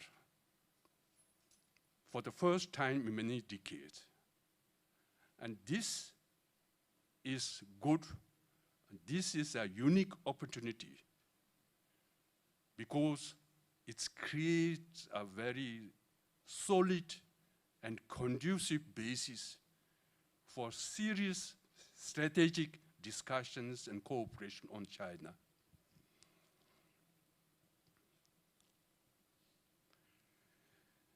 The political imperative of bringing changes to China makes the Tibetan freedom movement and democratic countries around the world to natural allies. And in bringing changes to China, it seems to me two factors are very important: external pressure and internal pressure. So concerning external pressure, when we look at the rise of China, it is very clear that in the past 4 decades, the embrace and welcome of the Western world or by the members of the international community helped greatly to make China a big power. Because most countries, most governments were very happy that after the death of Mao Zedong, China was embarking on a new path. So therefore, most governments were at that time not willing to listen to the warnings by Tibetans. Actually, I remember very, very well, it was in one of the interviews with Newsweek or Times, when His Holiness, that was 30 or 40 years back, when His Holiness told in an interview. Now it's very good that China is changing, and it is also good to welcome China in the community of the world.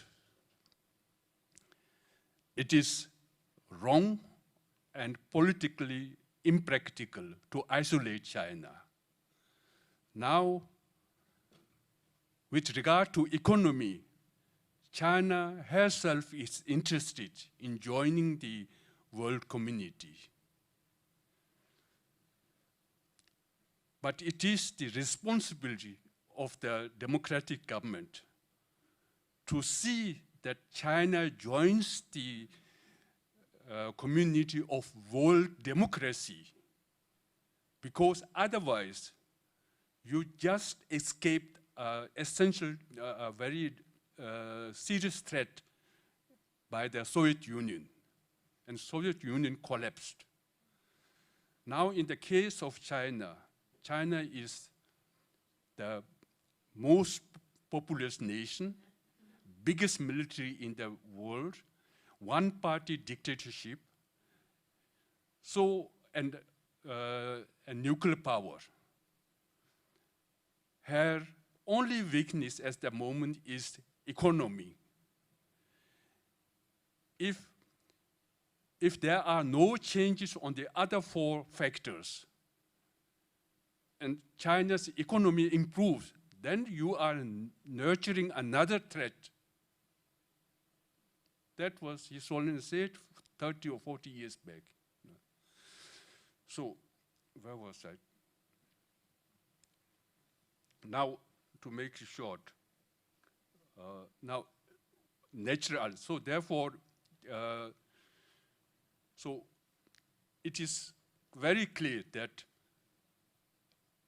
the policies of the members of the international community will play a crucial role in bringing about changes to the PRC. Now, concerning internal pressure, resistance to the Chinese occupation is continuing to this day in Tibet. And the Tibetan resistance to Chinese occupation has a history of over 70 years. Even today, China is compelled to keep a large military troops in Tibet. Some reports more than 300,000 Chinese troops are stationed on the Tibetan plateau to control the Tibetans. And it is also very clear and obvious that the vast majority of the Tibetans inside Tibet place their hopes and trust in His Holiness the Dalai Lama and the government in exile under his patronage. So therefore, the Tibetan freedom movement is clearly a trustworthy and reliable partner in bringing changes in the PRC. So, in other words, it is very clear that Tibet represents a crucial factor in bringing changes to the PRCs. Now to sum up all these thoughts, what I feel is very important is for the world for the community of world democracy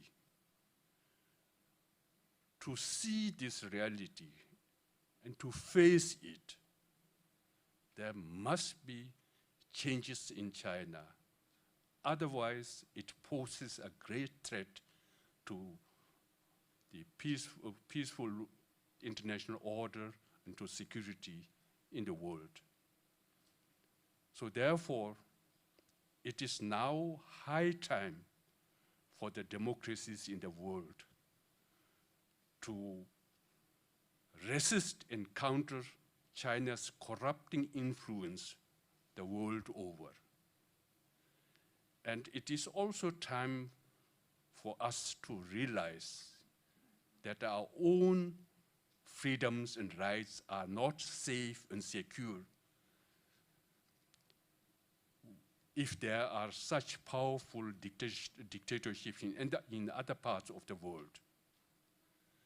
And this is also the principal lesson that we need to draw today from Russia's brutal military aggressions against Ukraine. So, thank you.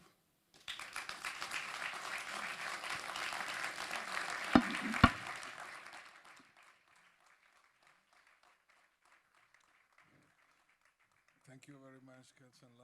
Veramente un'analisi molto approfondita, molto sofisticata e molto pregnante. Purtroppo la consapevolezza. Well, thank you for your in-depth analysis. That was beautiful. Unfortunately, there is only little awareness of what China is doing, not just in Italy, but across the world. The influence that China is having, and not just here, but across the world. The awareness is very low. They are, taking power across the world, also in Italy. I think that Holland has done something concrete to counter this continuous attempt to, intermingle with other people's affairs. The Chinese always complain about interference in their own affairs, but as you know, the Chinese, interfere everywhere, starting from the visits of the Dalai Lama that generated a lot of threats in the past. Mr. Gyaltsen lives in Switzerland. He is as punctual as a watch. We ended at 4:30, so we need to take a break as per program. Thank you very much, Kelsang, and thank you, Thinlay. They both live in Geneva. Thank you very much. We meet after the break with Kai Mueller, Marco Del Corona, and Michael van Walt.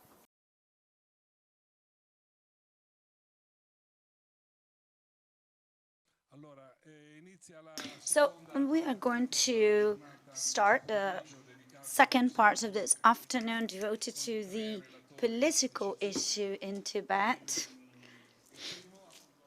So I'm going to give the floor to Mr. Kai Mueller. We've met already in different international meetings of the support group. He is the coordinator of the International Campaign for Tibet that was thanked many times by our president, Shanna. This organization does a fantastic work on an international level, promoting campaigns and initiatives for Tibet. Kai is also committed about Tibet since 17 years. He works for the UN in Geneva, and he will talk about strategies and opportunities to support the Tibetan issue. So the floor is yours. Thank you very much, Claudio, and thank you very much to the organizers also, and congratulations for this really well organized and wonderful event today here. And I would like to thank also for having us here at the International Campaign for Tibet here on the panel, and for being able to talk to you about our work and a little bit, I think, about our assessment of the situation in Tibet and what can be done, actually, or could be done, and actually should be done. Maybe a word about ICT, the International Campaign for Tibet. We are an international organization working towards the human rights and the democratic freedoms of the Tibetan people. We have offices in Washington, D.C., actually our biggest, and we've got offices in Amsterdam, Brussels, and in Berlin. And I would like to also point to my colleagues in the room, Tenshu Gyaltsen from Washington and Wangpo Tetong from Amsterdam and Brussels. Wangpo is going to speak tomorrow as well. So I would like to speak a little bit about the situation on the ground in Tibet. I think it's pretty clear from our, our reading of newspapers, from watching television and observing the media, that Tibet has gotten less attention. It does have attention in the media here in Europe, in Italy, in Germany, in France, the UK, but it has gone down a little bit.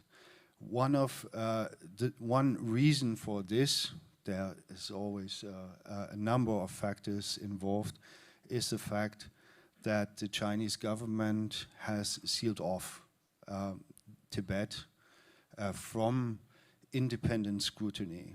We are calling for unfettered access, for example, as a result, which would mean that independent journalists, that parliamentarians, and UN independent experts on human rights have access to the region, not just to the so-called Tibet Autonomous Region, but also to the other Tibetan areas in the Chinese, what is today to be a Chinese province.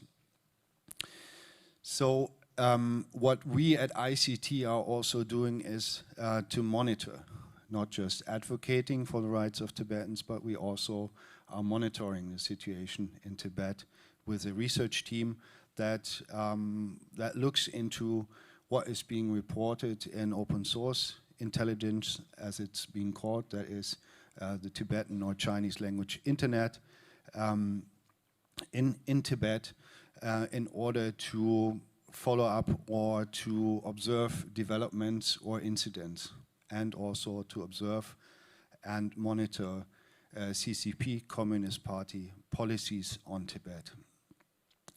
So what we see, and the Chinese government doesn't want you to see, is a different reality from what the Communist Party is telling the world. And I think for all policy making, for all positioning here in the West, it is for one important to understand the reality of Communist Party rule in Tibet, and in order to come to conclusions, to the right conclusions. Every efficient and effective policy's got to be based on reality. So we need to look at this reality as it is, and my esteemed speakers, the previous speakers before, have touched on it already quite a great deal. Kelsang, Gyaltsen, Thinlay, Chukki. I would like to add a couple of details to that from what we see from our monitoring team. In fact, what we monitor are the results of a totalitarian dictatorship, of policies of a totalitarian dictatorship, and it is very crucial that we in the West adapt this kind of language, that we no longer sugarcoat what this CCP regime and rule actually means. Totalitarian, in a sense, in particular in Tibet, because we view policies, we have been viewing policies and a policy change in the past 10 years or so, if you will, in Tibet.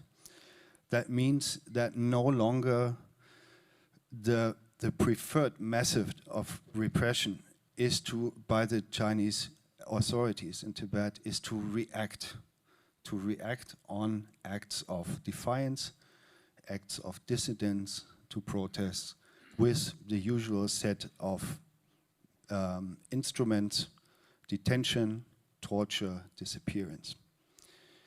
This was one predominant means. Apart from that, we also saw in the past instances, what Thinlay Chukki has also raised, of patriotic education. So the authorities would go to the monasteries and demand allegiance to the party and a denouncing of the Dalai Lama, for example, which in almost all of the cases, if not in every case, is simply impossible for Tibetans. Nowadays, since 2012, we have observed a different prioritization. In 2011, 2012, the Communist Party started to actively send Chinese Communist Party cadres into the countryside. They called it benefit the masses in a quite cynical, with a cynical title for us, quite surely so. So these cadres had the task, the assignment to befriend, as they called it, Tibetans in villages and towns across the TAR, the so-called Tibet Autonomous Region, which meant and means nothing else but to create another layer of fear and intimidation and on control on Tibetans. This was a result, I think, we think a learning from the 2008 experience. Most of you probably recall the Tibet-wide protests, which were overwhelmingly peaceful, that happened immediately before the Summer Olympic Games in 1928 in Tibet. So it was a large-scale protest, for many years unprecedented. This must have puzzled the Chinese Communist Party in their reaction. What would be the right reaction? And why a whole population under their rule, then somewhat 50, 60 years already, was still in defiance of their rule. So the policies changed afterwards. What are we looking at now is a proactive attempt to eradicate the Tibetan culture, which entailed three elements. One is the attack on Tibetan Buddhism through interference with Tibetan Buddhist curricula and monasteries, through interference in the size and the administration of those monasteries, the closure of language schools, of Tibetan language schools and monasteries, and most of all, the intervention into the appointment of Tibetan Buddhist clergy, and of which is, of course, the most important one, His Holiness the Dalai Lama. Second element is the attack on Tibetan language, another pillar of Tibetan cultural identity. And this means that the medium of schooling, of instruction in Tibetan schools has gradually been switched from Tibetan into Chinese. This, of course, degrades the Tibetan language, into something vernacular. It's a lingua franca, perhaps, among Tibetans, and it degrades it to something that is not able to express cultural development any longer. This is a serious threat. And along with that, I think it has already been mentioned, is the fact that the Chinese authorities en masse are bringing Tibetan children into so-called boarding schools, as they call it, far away from their home, with their families having little option to resist this, because schools are simply closed down where they are. And what happens in these schools is that the medium of instruction is also, again, Chinese. They are mostly poorly trained Chinese teachers who cannot transmit Tibetan culture. School books and the curricula does not reflect the Tibetan cultural identity. And needless to say, this causes tremendous suffering, on psychological suffering on families and on children. Thirdly, and also a very massive intervention into the Tibetan population has been and is still the attempt to relocate a great part of the Tibetan population, mostly in rural areas, into urban centers, away from their ancestral lands, away from their traditional way of living, herders, for example, into so-called modern housing, where they have become dependent on subsidies, with little chances, given their poor educational background, to integrate into really meaningfully into the job market. What is left for them are poor skilled labor opportunities. And so these three elements, there are many more facets to it, are a grave threat to the survival of the Tibetan identity. And it has been expressed here already by Kelsang and Gyaltsen. I think it needs to be viewed as a cultural genocide that is undertaken deliberately. So this is a reality.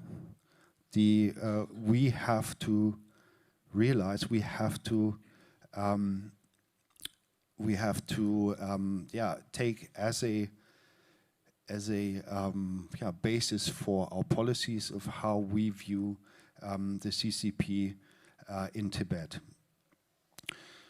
What does this mean in the context of international politics? What should we do? What should our politicians do here? And we've got a number of quite concrete suggestions. And one of which is the sanctioning of individuals who are responsible for these policies.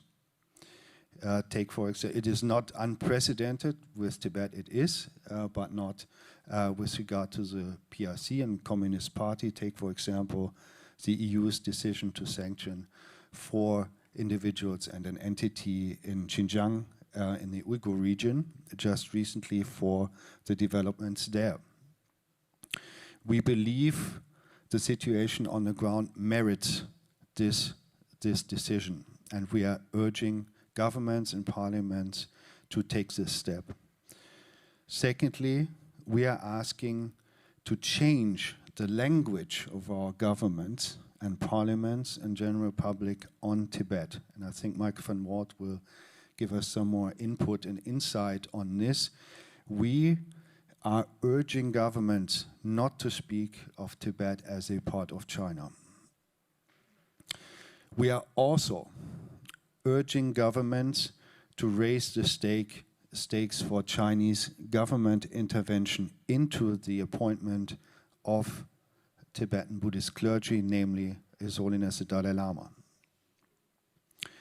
This is one of the core responsibilities of the international community, we believe, because it's not just a matter of religious freedom. It is a matter of religious freedom because every religious community has the fundamental right to determine their representatives, but we believe it is also a matter of conflict prevention, because it is foreseeable that any, let me call it bulldozing, political bulldozing of the CCP in this question will cause great despair in Tibet, great dissatisfaction.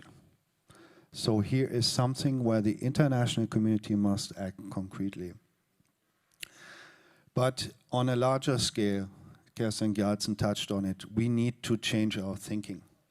We can no longer, in Europe and in the West, adapt or continue with our view on China. That means not us here in the room, but I'm speaking of our larger polity, of our politicians, of governments here in the West. Concretely, if rights of Tibetans, of Uyghurs, of Mongolians, of Hong Kongers are being violated, we should no longer sanitize this into convenient dialogues with the Chinese government, but they need to become of our wholesome, of our concrete, of our thinking of China as a whole.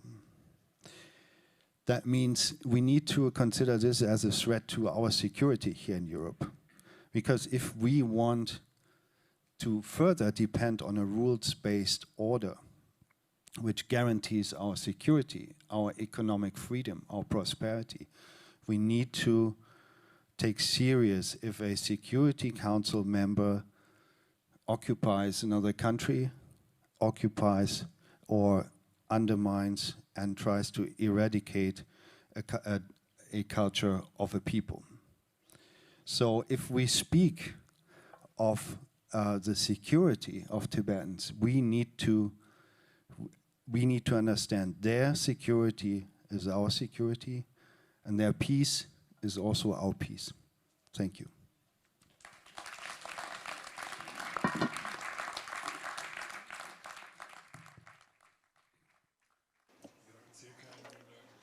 Thank you, Kai Mueller. It was very good that you talked in detail about the actions China is undertaking in Tibet with all these kind of scientific activities to have an impact on social life, on culture, on languages, on children.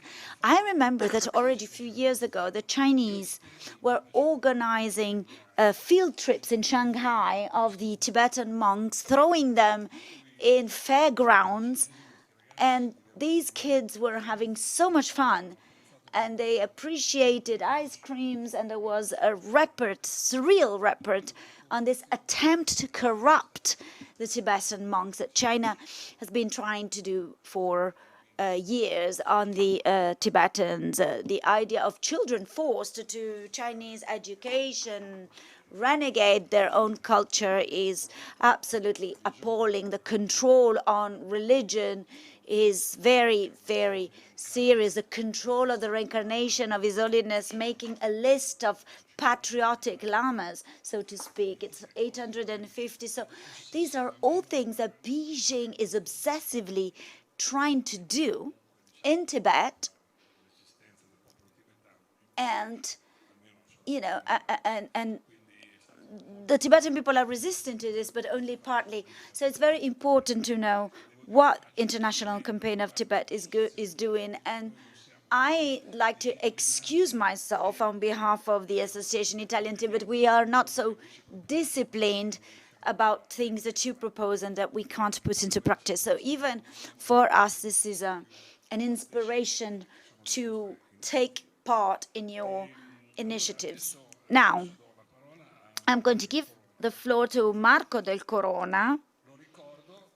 Marco del Corona in 2007 in Milan took part in a conference with Kelsang Gyaltsen. It was December 10th, the Day of Human Rights, and since then I involved Marco because he's been correspondent from Beijing for the Corriere della Sera, the main Italian newspaper.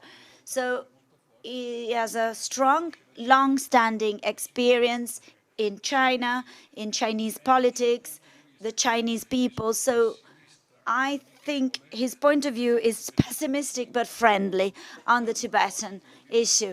So, Marco, I invited you today here to give us a different voice, because here we're all friends of Tibet.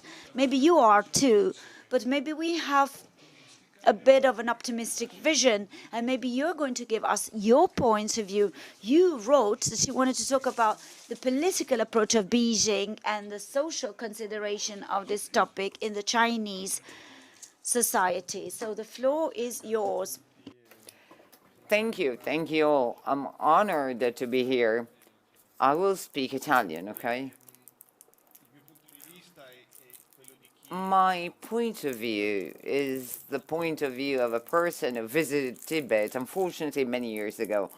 It was 1987, and I was a young person, but then I could not visit anymore because I'm a journalist, and I was denied the right to visit Tibet by the Chinese authorities. So I confirmed the basic problem, that is to have independent information from the ground and be able to move around freely so that you can collect and gather information from third parties, so excluding government sources or, biased information of any kind. What I would like to share with you is that from the viewpoint of China, or at least looking from China, observing Tibet, there are two different layers. There is a cultural layer and a political layer. The cultural layer is made of a population, the Chinese, who for decades have been used to considering Tibet as a sort of far west, where the great socialist and revolutionary progress took to the motherland into its arms. So the narrative that is shared from school years onward, but it's also shared by the new middle class, which is bourgeois, urbanized, educated. That's the majority of the Chinese population. It's an urban population, and it's a population that needed to be included in the great Chinese motherland and unified to the general views. So in the face of the resistance by the Tibetan people, cultural, religious resistance, and the tenacity in defending their own religion and faith, especially faith in the Dalai Lama. To the Chinese, this is totally ununderstandable. They observe these behaviors as a manifestation of lack of gratitude, as if the Tibetans had received a number of benefits from the viewpoint of economic development and development in general, which are not understood. So a kind of short circuit results from this. It's interesting to look at how the narrative goes deeper. I'm talking about China until 2014, 15, until I could visit China freely. I haven't gone back in the last few years, but Tibet at that time was considered to be like an exotic place within China. It was a sort of exotic, romantic, far west, sort of spiritual land, very useful for advertising purposes. If they wanted to advertise, I don't know, a pure product like pure mineral water, maybe produced in Tibet, the accent was placed on the pristine environment of Tibet was there. There are Chinese narrators like Aham or Majen, who since the 1980s told about Tibet as a place of freedom where Chinese could find pristine nature, free society. And so it was a sort of alternative to China, a different place where they could experiment with forms of freedom that were banned by Mao Zedong's regime. So it was a sort of narrative like Jack Kerouac on the road in Tibet to rediscover who you really are in the shoes of young rebels. This narrative somehow penetrated the cultural milieu. So also the movie industry has reflected this place as an exotic place where they could reproduce visions and concepts and cultural traditions that are typically Chinese. Now, the evolution in the middle class or urbanized sense had also mass tourism as a result. Mass tourism, of course, chose Tibet as a domestic top-level destination. Well, Tibet is so full of beauties that no Chinese tour operators can renounce the opportunity, can give up the opportunity to develop programs aimed at Tibet. I'm talking before COVID, because after the lockdowns and the closure of China, things changed. But trips to Tibet for middle-class Chinese from China proper, well, that was a particularly intriguing destination and fascinating one because it was close and at the same time very far from their motherland. What was the result of this? I call it a gentrification of the imaginary view of Tibet in the eyes of the Chinese. It has taken Tibet out of context. This view is totally deprived of any cultural historical background. From a cultural historical viewpoint, is the narrative that the Communist Party disseminated. So Tibet was a region dominated by a theocracy, and now finally it's developing and advancing towards communism or socialism, and therefore, thanks to China, it will become developed. So it's sort of altered the view, going beyond the cultural, religious peculiarity of Tibet, the connection, for instance, with the monasteries, the connections between the population and the clergy are completely unknown concepts, unknown to the Chinese visiting Tibet. I remember that back in 2010, 2011, or 12, when in Tibetan areas outside of Tibet, understood as region, there were cases and cases of self-sacrifice or self-killings. That was a terrible page of history, but it was also an important element in the perception of the emergency that is actually afflicting Tibet. Well, Chinese tourists coming to Lhasa were terrified because they saw policemen and soldiers with extinguishers walking around the streets of Lhasa, because the Chinese narrative portrayed Tibet as a pacified region, whereas they found patrols of policemen and soldiers with the fire extinguishers ready to intervene if someone set himself or herself on fire. We know that the majority of these gestures took place in Tibetan regions outside of the autonomous region of Tibet. This is just to give you an idea of the perception of Tibet in the Chinese society. So this is how the Chinese see Tibetans. I like this definition of gentrification of the imaginary, an imaginary that has been sterilized. It's as if Tibet had been deprived of its Tibetan soul. It's like an exotic, beautiful stage where the Chinese, even in good faith, but they do not know anything. This is the cultural background for the main issue of the Tibetan problem in China, that is, the policies put in place by the Chinese party.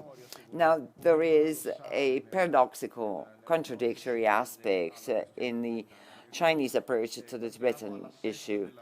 If we look at the organization of the Popular Republic of China, we may be impressed by the variety of solutions or administrative solutions that China has enacted. In China, we have provinces, but also autonomous special provinces like Hong Kong and Macau. We have municipalities like Beijing, Shanghai, Tianjin, and so on and so forth. These are city regions with their own specific roles. And then we have autonomous counties where formerly, we know it's not true, where formerly the individual ethnic minorities are protected. We know that there are 55,000 recognized minorities in China. So apparently this variety would guarantee some sort of genuinely generous treatment of local realities. We know also, thanks to the previous speakers, how this is a virtual scenario. This variety of solutions is non-existent. There is a homogeneous pervasiveness of the power annexed by the Communist Party. And in fact, the secretary of the Communist Party in China is a Han Chinese, whereas the civil authorities, mayors, for instance, are selected from Tibetan ethnic groups. So those who control in China are always members of the party. So the party prevails, and so the secretary of the party is a Han Chinese, because they need to protect the loyalty to Beijing more than anything else.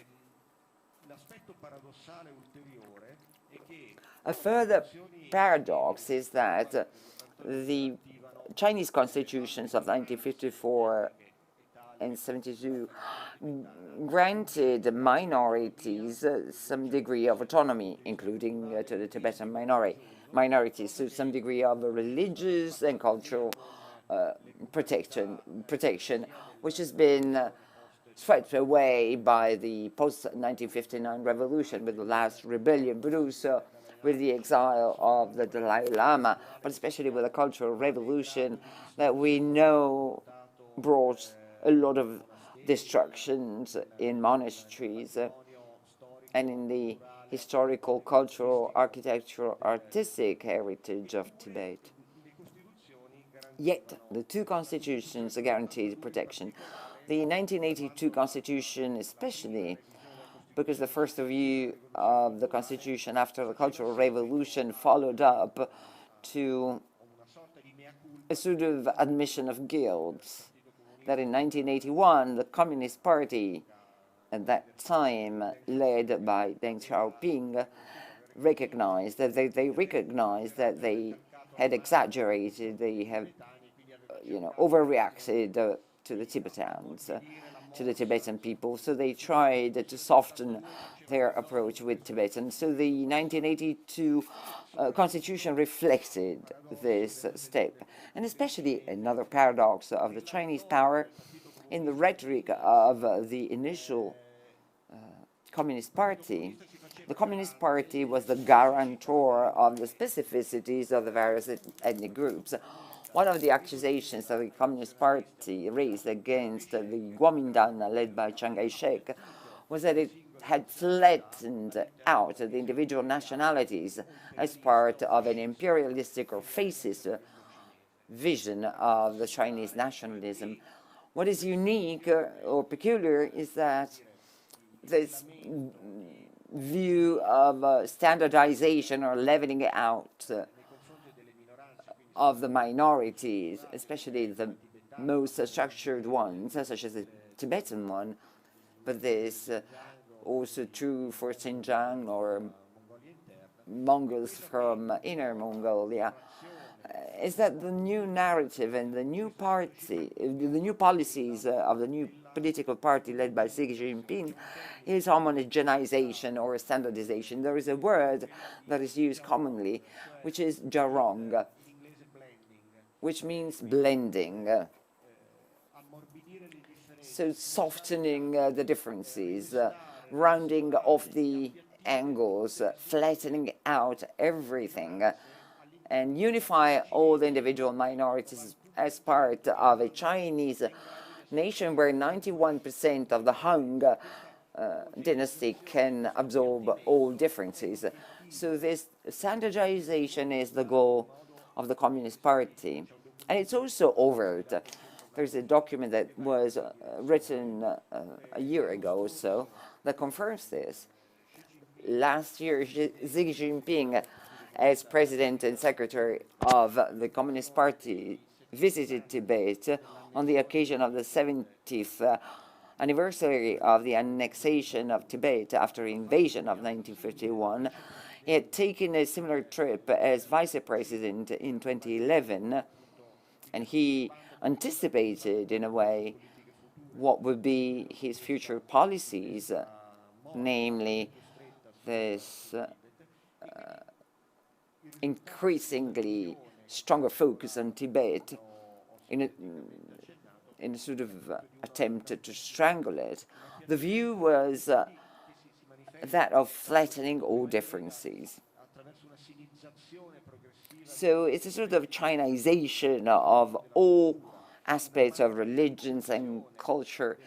It's a sort of Mandarinization of the Tibetan world. So the local language was replaced by Mandarin Chinese. As Mr. Mueller said before, the possibility for a cultural development or being included in the production fabrics, was progressively denied to the Tibetans. The importance of becoming part of the Chinese mechanism was decisive. So deep cultural aspects came to the surface. So China failed completely on a global level, failed in terms of imposing its soft power. This is a fact. In Tibet, this has become very subtle. Globally, we see that the Confucian institutions are often criticized. We see that in university, in courses of Eastern cultures, people tend to register for Japanese courses. Those who enroll for Chinese courses, and this is confirmed by university teachers, they often do so because they are attracted by the opportunity to get a position within the industry. There's no real interest in the Chinese world, which is very rich, by the way. This is evidence of the fact that the Chinese soft power failed in meeting this global challenge. Internally, it's completely different. China is successful in terms of replacing the pre-existing Tibetan cultural structures, replacing them with the Chinese model. In 2009, I was in Beijing and I was invited to sort of a seminar in one of the most prestigious Chinese universities, because there was a working group who wanted to understand the attitude of foreign journalists. There was just 2 or 3 of us. There were Chinese academicians and so on and so forth who wanted to understand what sources of information we used on Tibet and so on. One thing impressed me a lot, and it was also detailed and made clear by the Chinese professor, was that it was clear that until then, I'm talking about the first decades of the 2000s, until then, Tibetan studies were in the hands of scholars who saw Tibet from an Indian perspective.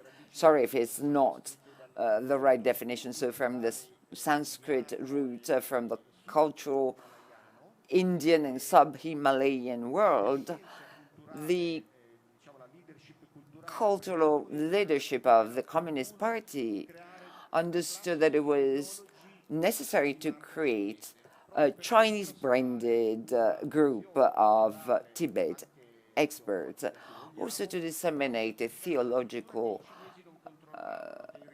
current that the Chinese could not control, that was outside but could permeate the cultural world, the clergy, and the Tibetan leadership, where there was still one who had resisted the penetration by the Chinese.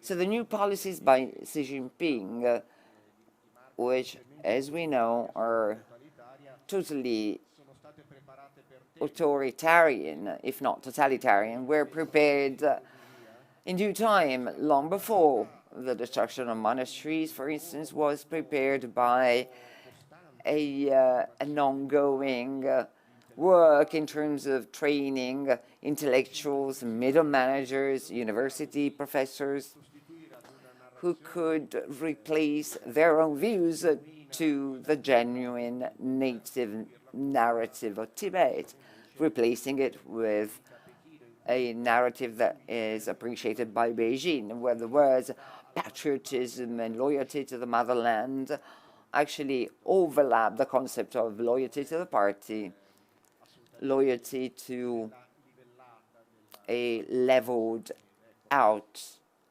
vision by the Chinese nation. I'm going to close by saying that my view is pessimistic because I cannot see in such a dark context, I cannot see points or areas where we can leverage, the points that we can leverage as part of the Chinese culture. Tibetans are left to themselves in China. I cannot even figure out how they could accept for human sympathy, if you want, if you will, but it's out of context. I cannot understand how they could find, support or help in order for them to protect their cultural, spiritual, and religious heritage. It's very hard, in my opinion, because on the one hand, the Chinese society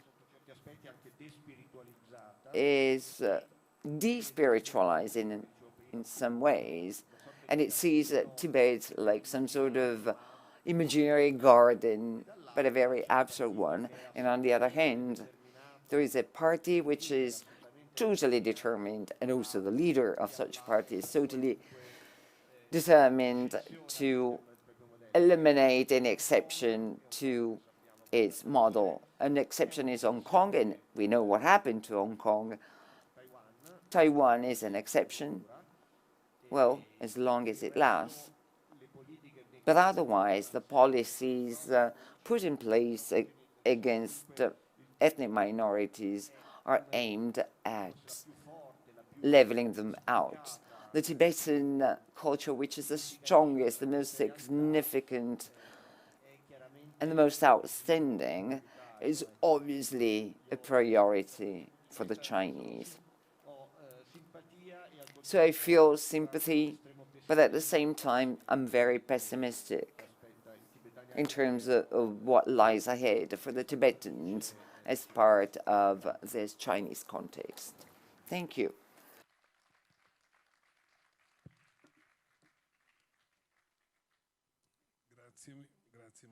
Thank you so much, Marco, for this really pragmatic vision of Tibet seen from China. Actually, over the years, the activity of the Chinese on communication to the rest of the world has changed. They want to eliminate the term Tibet. They want to call it Xinjiang, just like they want to do with Taiwan. So they are trying, even with the language, in a grotesque way to, you know, try and do something. I've seen a film produced by the Chinese called Tibet Sky. I don't know if you've seen it. And it takes place in Tibet. It is a rhetorical story of a Chinese and Tibetan. The Tibetan comes from a very poor family. The Chinese is very rich, and it's very sort of cheesy, and they become friends. And this is taken advantage of to provide this picturesque idea of a peaceful Tibet, which has no substance. Data in 2019, before COVID, 40 million Chinese tourists went to Tibet. I went to Tibet last time in 2004, and it was full of Chinese tourists who were very loud with their team leaders, and they were telling the history of Sonzang Gampo with Wancheng, a Chinese princess, and so from the 8th century, Tibet is part of China. So it is, you know, even though they have refined their attacks, it's still third-order propaganda. So there is the last speech for today. So I'm going to have to read because Professor Michael von Walt is some kind of a mythical professor, because in the 80s, his book, The Status of Tibet, was something we all read, and that it was a really important text on the judicial reasons and the freedom of Tibet. Michael is an international lawyer, is a mediator and counselor for interstate conflict resolution. He teaches law, international law and international relations. He is the president of CREDA, which is his foundation for conflict resolution, and Michael has facilitated peace processes through negotiation in Africa, Asia, South Pacific, and the Caucasian area. Up to 2015, he was professor at the Institute for Advanced Studies in Princeton. He is a professor of international relations, so many other titles. I'm going to stop here. However, he is the author of a new book on the judicial and historical side of Tibet, which is called Tibet Brief 2020, that has been translated by Professor Cardelli in Italian, and it will be soon available. Then Michael maybe is going to talk to us about this book, if you wish. But the title is quite straight. It's time to change policies, because up to now, the policies that the Tibetans have been carrying forward and trying to find dialogue with China has not brought about pragmatic results. So Michael is wondering whether it's now time to have a fundamental change for a result. Michael speaks really good Italian. However, you're going to maybe say a few words in Italian.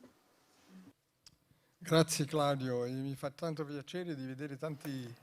Thank you, Claudio. It's a pleasure to see so many friends here, old friends, both Italian and otherwise, Gyaltsen, Pama, Tempetsering, and Kelsang, Gyaltsen, people with whom I've worked for years on the issues of Tibet. I'm going to try and deliver my speech in Italian, but it's more difficult for me because I can't see you. It's dark over there. So it's a bit hard for me. So I'm sort of talking to a black wall. Not easy. I'm going to try to speak Italian for a while, but my Italian is not good. I just studied in the first 5 years of elementary school. So my vocabulary is the vocabulary of an 11-year-old.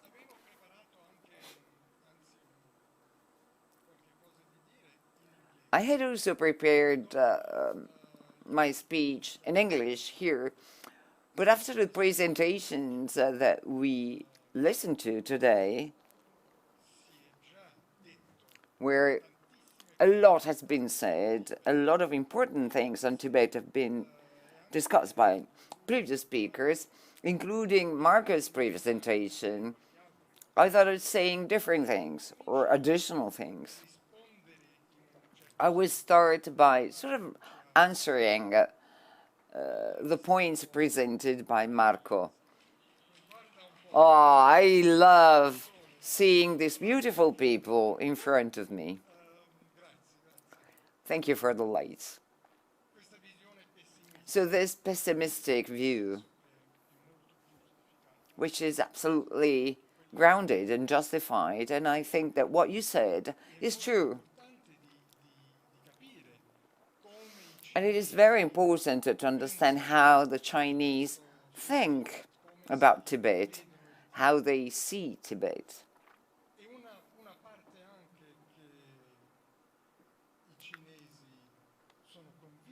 Also, the Chinese are convinced that Tibet has always been part of the large Chinese motherland.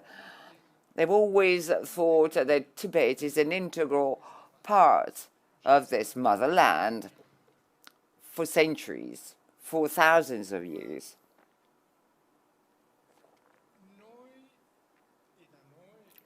However, we, our governments, but also the press, but also reporters, journalists, and other people, including scholars, they help, they contribute, and they help the Chinese and the Chinese government to disseminate this propaganda, to make not only the Chinese, but the international community as a whole, make them believe that Tibet has always been part of China. And we do very little to counter this Chinese narrative or propaganda. This is what worries me. Especially in the last 20-25 years, when the Tibetans started a dialogue with China, there's been a period of time in which, on the Tibetan side, they made a big effort to do nothing that might have irritated the Chinese, including not talking about the fact that Tibet was not part of China. They made an effort not to speak too much about the invasion of Tibet. I mean, all these words were taken away from the dialogue.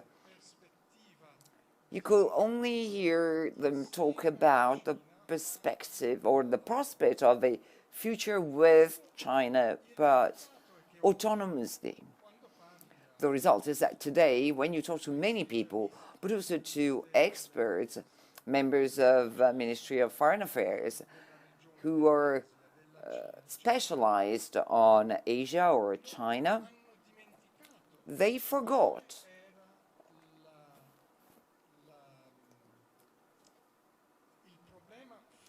the fundamental issue of the situation of Tibet.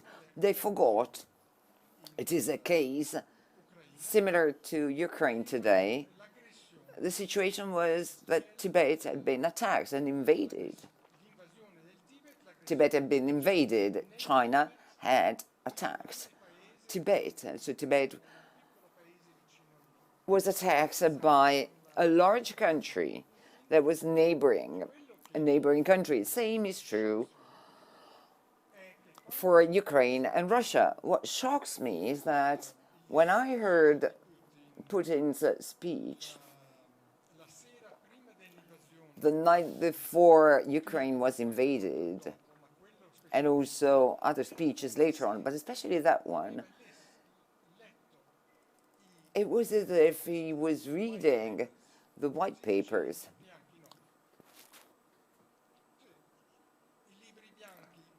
It's as if he was reading the Chinese white books on Tibet.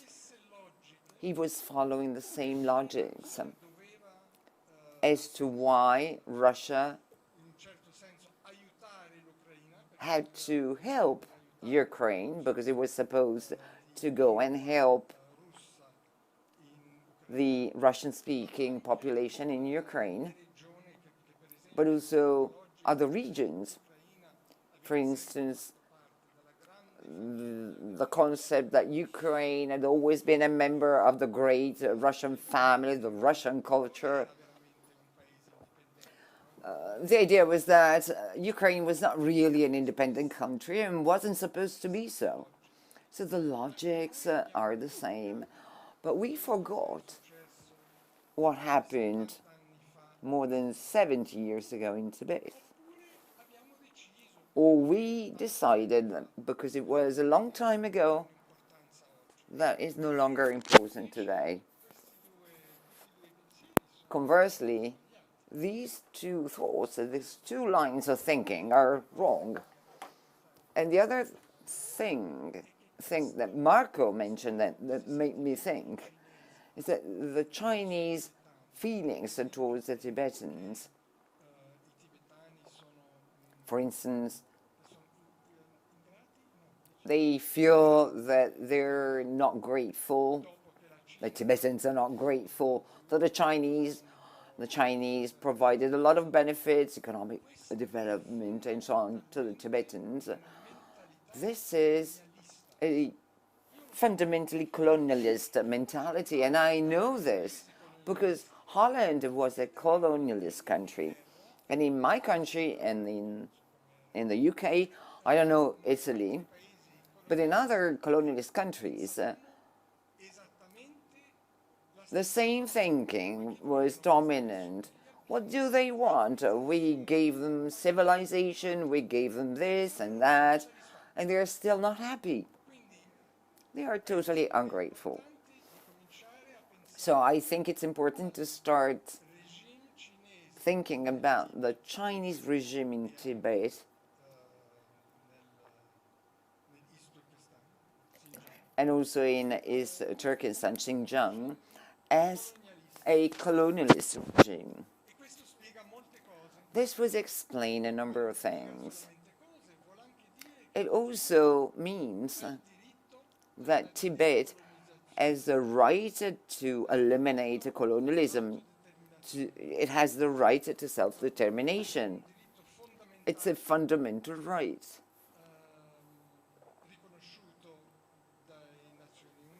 which is recognized and protected by the United Nations, also recognized for Tibet by the United Nations back in 1971, but we did nothing to implement it. But this is the way we should think about Tibet as a country that has been colonized and occupied as some parts of Ukraine, and a few days ago I was in Lithuania, in Vilnius. I spoke about the same topic there.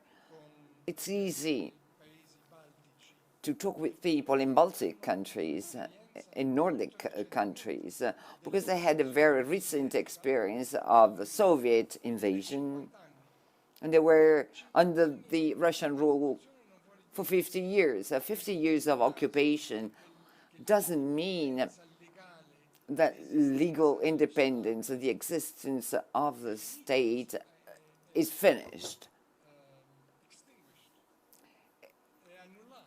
It doesn't mean that the independence of a state is cancelled.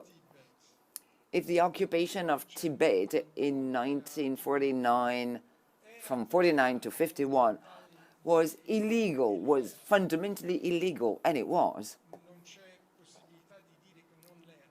You cannot say otherwise. It was illegal just as the invasion of Ukraine is illegal.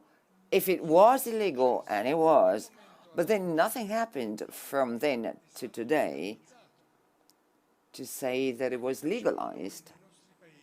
Nothing happened, so it has not been legalized. But what are we doing in our countries? Ministries of Foreign Affairs say that Tibet is considered to be part of China.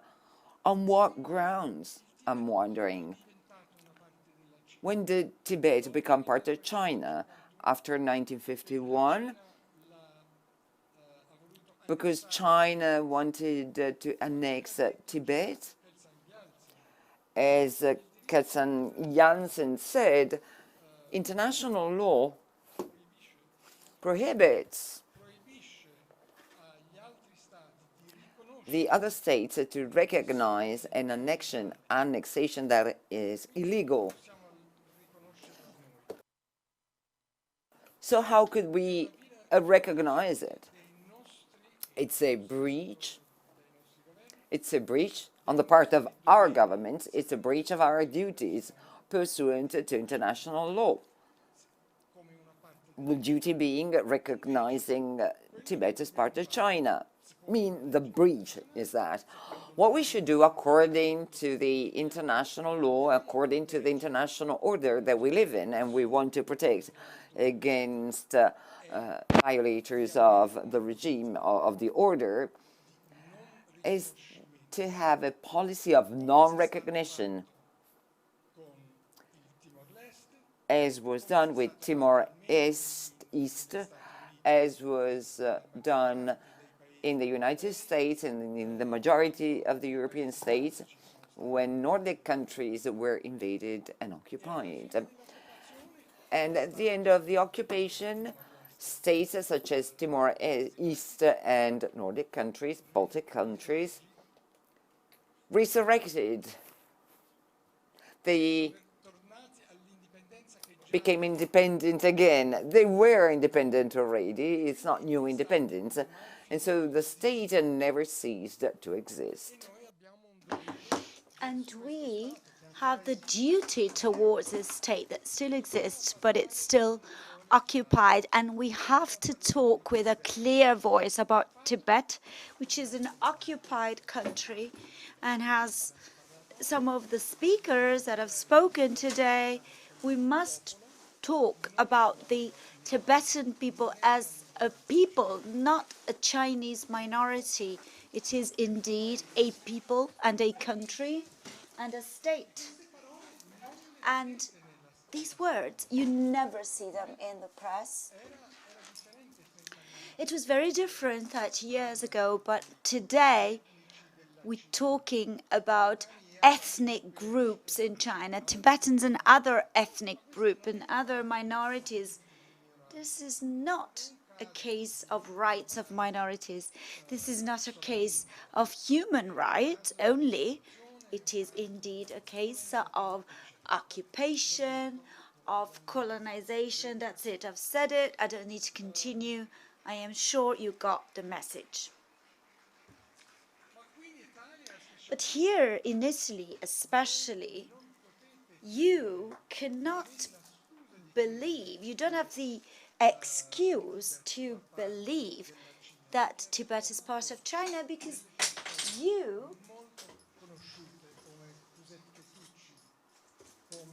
had some very important scholars like Giuseppe Tucci and his students and Luciano Petek,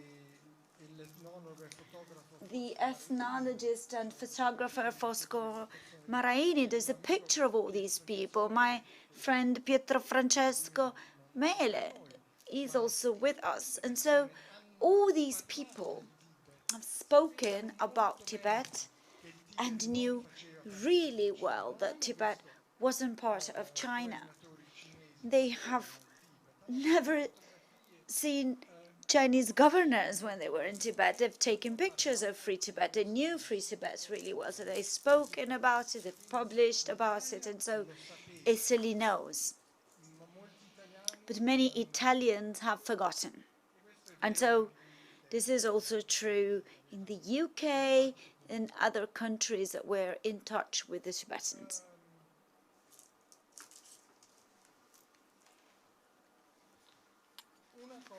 So another thing that is true is that Chinese propaganda, through which Tibet has been part of Tibet since hundreds of years, there are many people who believe that maybe it's not completely fair, but that there must be some reality in this propaganda.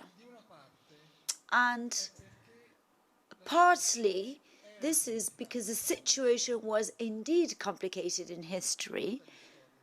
All of history is complicated. It's not just in Asia that the history is complicated. It's complicated even here. However, we don't know history of Asia as if we know the history of Europe.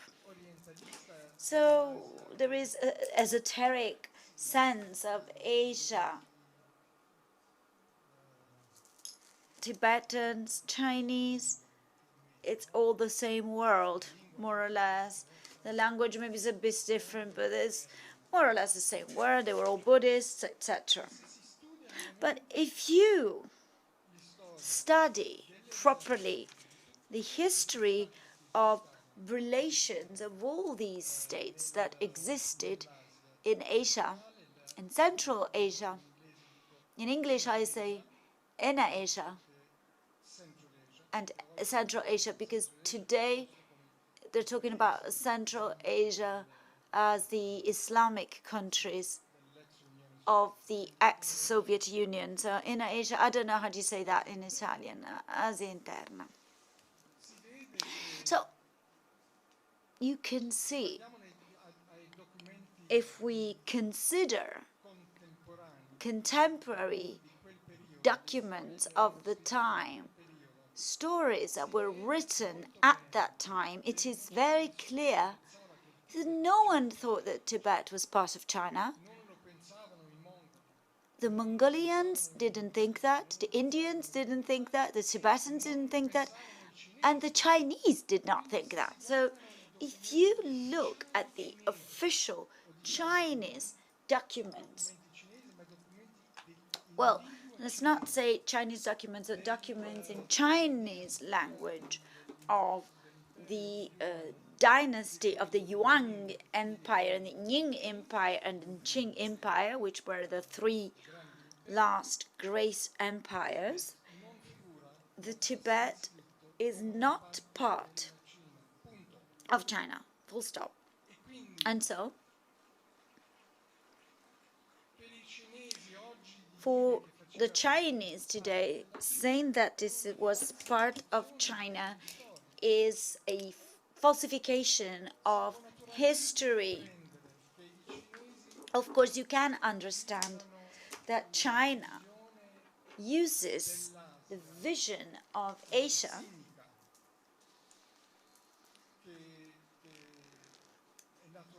that is a Chinese center. So for Cynic culture, for Confucian Cynic culture, this is a natural thing to do.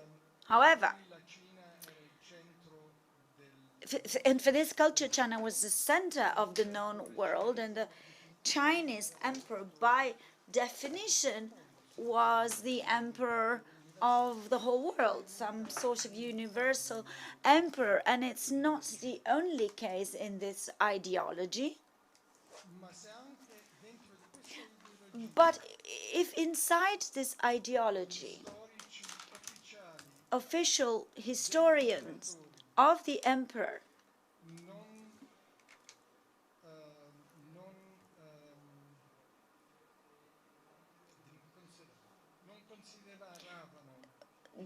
did not consider Tibet as part of China, then that's it.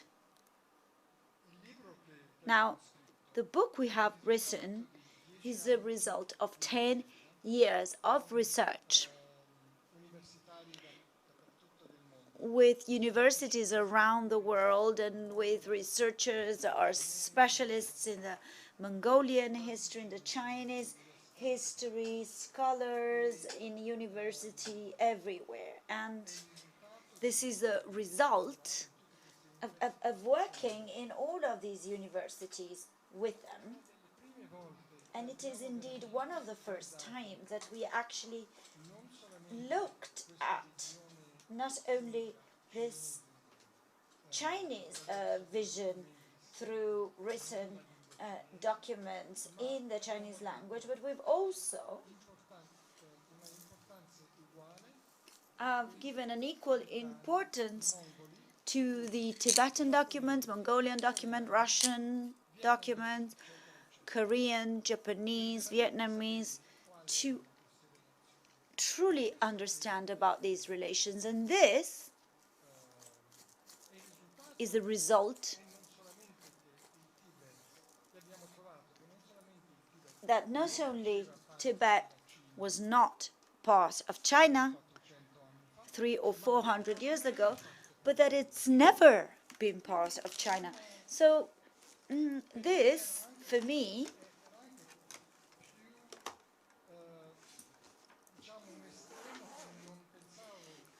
was even an extreme vision, because I, too, was conditioned by the fact that possibly there were periods where we could not really explain the relation between the two countries, or where Tibet was not part of China. But it is very clear in history, Tibet was never part of China. So when China invaded Tibet, Tibet was an independent country, and in the ancient history,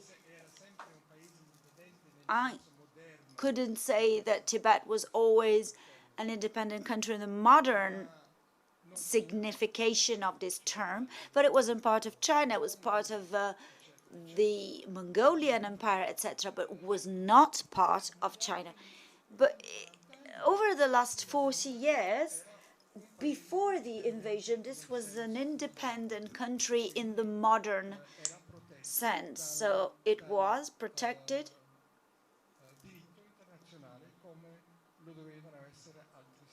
by the international law, just like other states. And so, once again, the invasion was an aggression, cannot be recognized, as the annexion of Tibet cannot be recognized. And so, this policy of non-recognition should be readopted,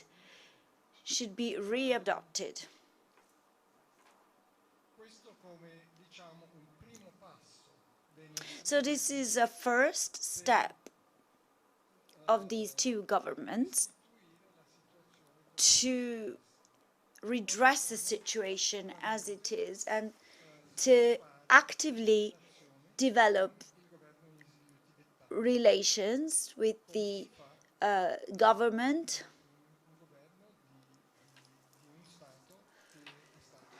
as a government of the state that has been occupied, so to help this exiled government and the Tibetan communities. And we have to ask our government not to use the terms imposed by the Chinese when we talk about the Tibetans and Tibet. The museums don't write Tibet in China, that the passports of the Tibetans, you can't say born in Lhasa, Dromo, China. It's not China. It's not China today. It's not been China in the past. And speaking of pessimism, I know that you think, oh yes, we've tried to do these things, it's difficult, how can we do stuff? I am not a pessimist, because I have worked with many different liberation movements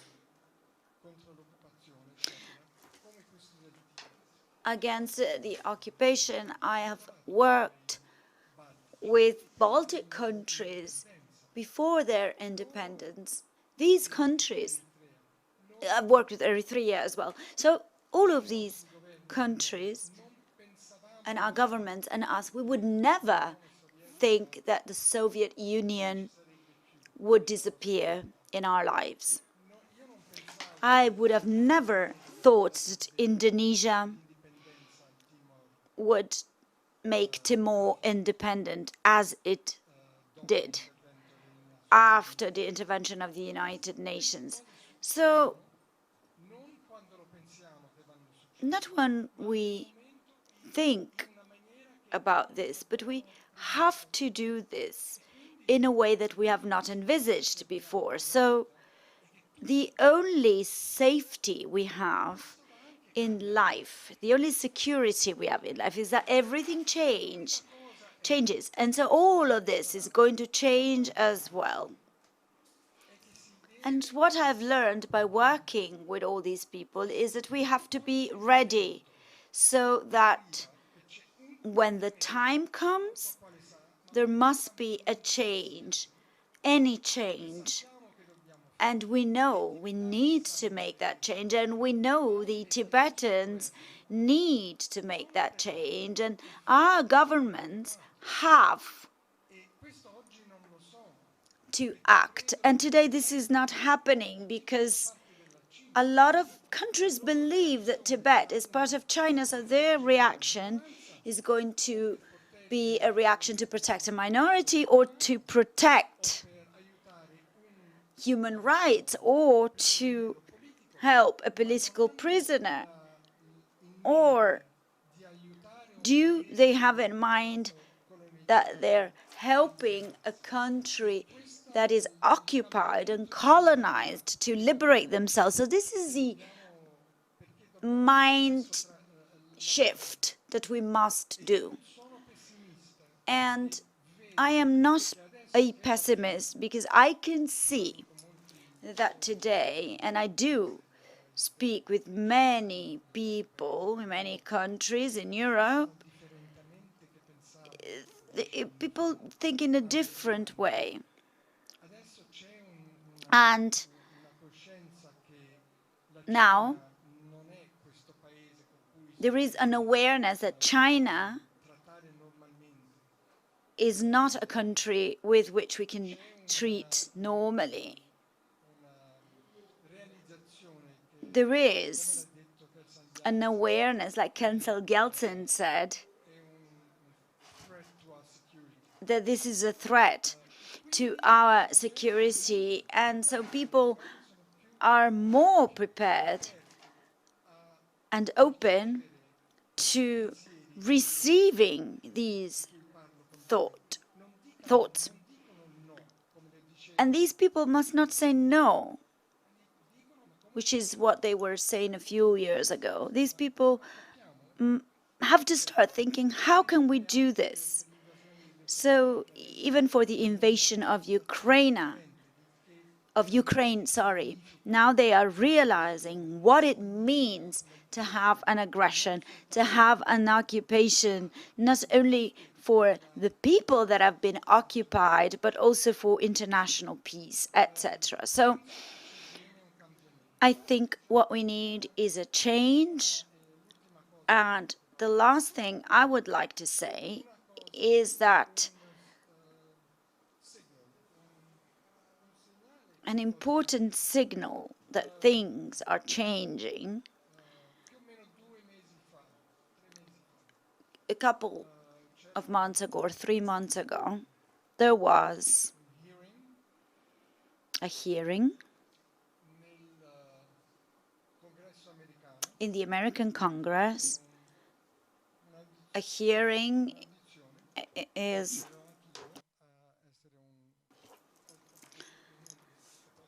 and I was there and I said more or less the same things that I am saying, that I said, to the Americans. And this hearing was on the status of Tibet and what the American policy must be like.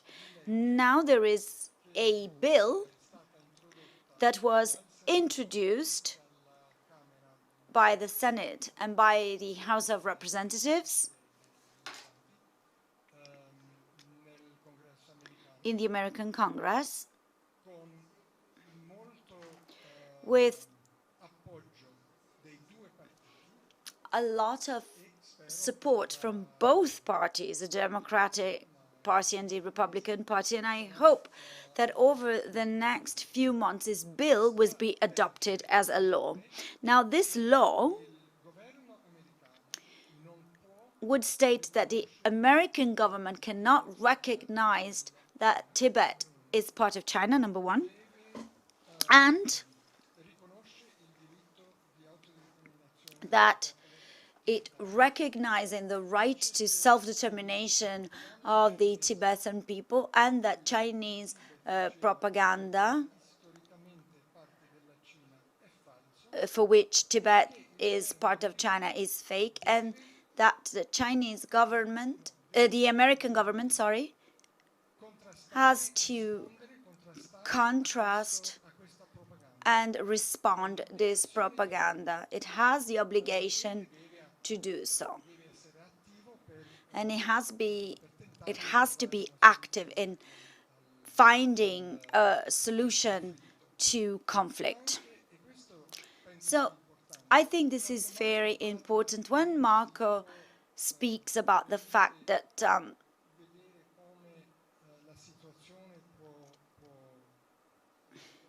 he doesn't see how the situation can fundamentally change for Tibetans in China. It is necessary that the international community uses the right terminology so that Tibet and the situation in Tibet becomes an international conflict, not an inner problem for China. It is an international conflict because if we think about it as an international conflict, then there is an international responsibility to finding a solution. Today, this feeling is not there. There is no sense of international responsibility, and this is also the change that must happen. And in this framework of the situation, we can see that this has to really change. Maybe a relation with China, but this is an international conflict that must be solved. Thank you. I'm sorry for my bad Italian.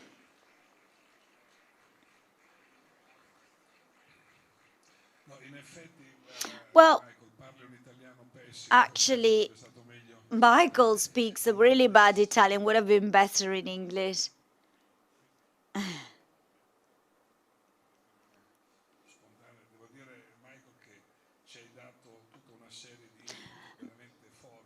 Michael, you gave us very important hints. Do we have a moment for a Q&A session for the speakers, Kelsang and Gyaltsen? If there are questions, I would like to ask Michael something. You spoke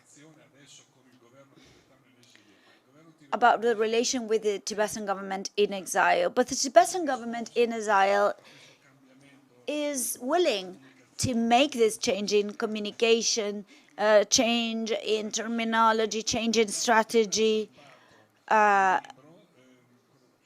We have just printed a book. We've just translated it in Italy. The Tibet has never been part of China, subtitle, but the middle way is the only strategy to solve this conflict. So the situation at the moment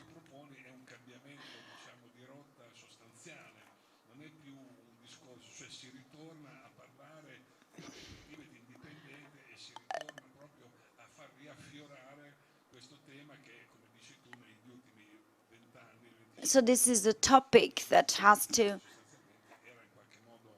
come back because, you know, we have to talk about it because we stopped talking about it. There was an attempt to silence this.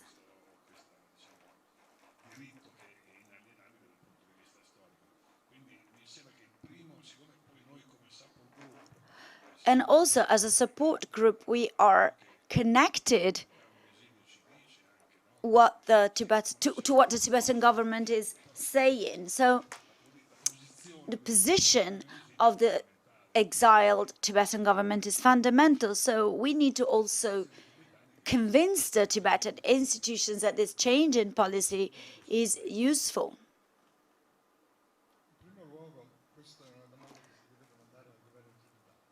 Well, this is a question we should ask the Tibetan government, not me. I can't speak on behalf of the Tibetan government.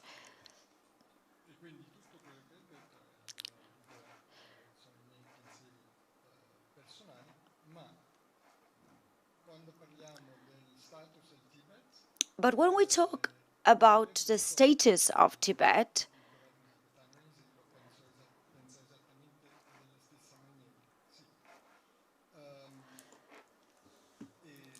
I really think in these terms. And if you listen to Pempa Tsering speaking, what he's asking from the governments when he speaks to representatives of foreign affairs of other countries is the same. I think that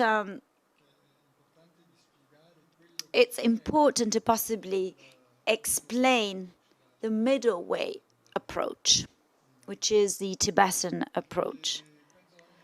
Because I also think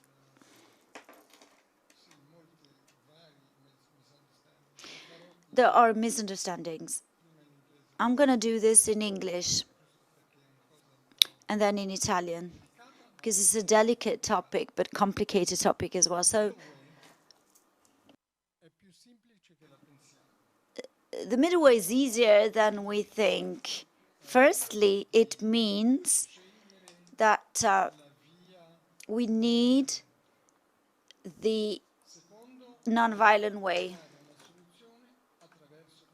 We have to find a solution through dialogue.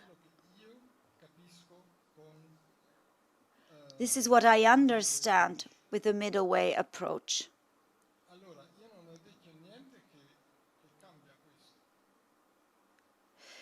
So this is the Tibetan policy, and I know there have been different proposals, the peace plan, the 5-plan peace plan, and the proposal of the Dalai Lama in Strasbourg. And then there was a definition that is in the document of the delegation, the Tibetan delegation, and what Gyaltsen gave to the Chinese government in 2008.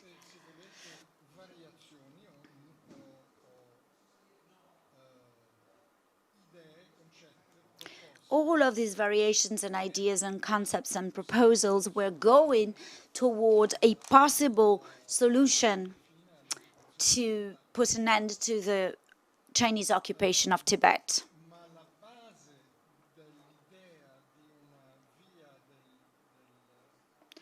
But basically, the middle way must be that what needs to be understood is the 2 points that are on the sides of this middle. And one of these 2 points is that Tibet was and is indeed an independent state, which was illegally occupied. This is the foundation of the middle way approach.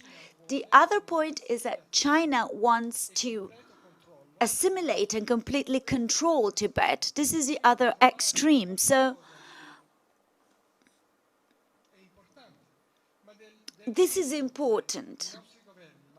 And when our governments, and some Tibetans too, or us, think that already we have decided that Tibet is part of China and that we must find a solution within this framework, then the middle way is very close to the Chinese position, and there is nothing that we can do to speak and negotiate. And when the governments make this statement saying that Tibet is part of China, knowing that China uses these statements to prove that they are legitimate in Tibet. They don't only say that Tibet has always been part of China. This was the only logic that was used up to then. Now, they add to this logic, and the whole world says Tibet is part of China. So we are in fact helping the Chinese to keep their narrative alive, and we have taken this point further, of Tibet not being part of China, towards the middle, where it's no longer possible to find a solution. So the change in policy is not only the change in policy that I propose to the Tibetans. It is a policy change that our government must do. This is what is important. Thank you, Michael. Well, yes. Kelsang, Gyaltsen, yes.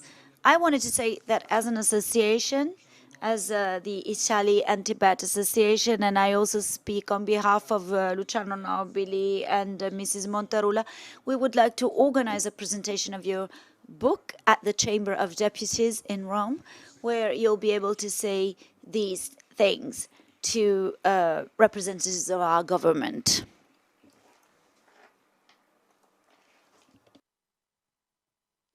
I just wanted to, comment. I don't think that lobbying government not to see that Tibet is part of China is not in contradiction to middle way approach. Because when we went to China to talk with the Chinese government, and the Chinese side has never made, always stated as a precondition for substantive discussions that His Holiness the Dalai Lama has to publicly state that Tibet has always been part of China. And His Holiness made very clear, repeatedly, that he is never going to say that, because first of all, it's not true. As a Buddhist monk, he cannot lie. So therefore, our position has always been, even when we try to reach a solution through dialogue, our position has been, we told to the Chinese side, don't touch the history side, because on the history, there is your version, there is the version of the Tibetans, and there is the version of independent scholars and historians.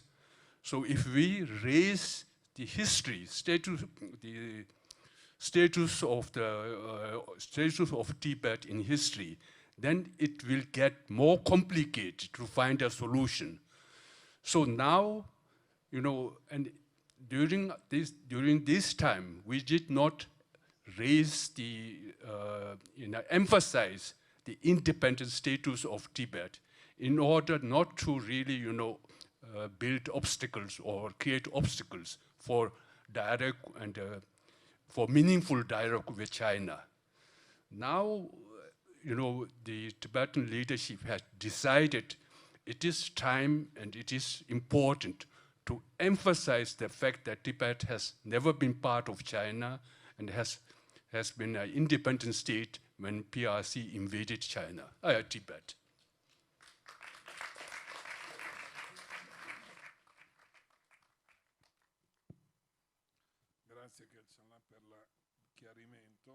Thank you, Kelsang, for this clarification. I wanted to ask a question to Mr. Del Corona. I wanted to ask a simple question. What do you think about the Italian press and freedom of press, where you speak of China and Tibet as a lot of Chinese representation in many media and many newspapers? Well, I can speak for my own experience of a journalist of the Corriere della Sera. As far as I'm concerned, for foreign affairs, there is no influence. In China, I was free to write what I wanted. And at the end, by mistake, I got a file from the Chinese security saying I was moderately balanced. I don't know whether I should be happy about this statement, but I have never received any directions to write certain things from my superiors. If you read something from the current correspondence of China, they are very harsh.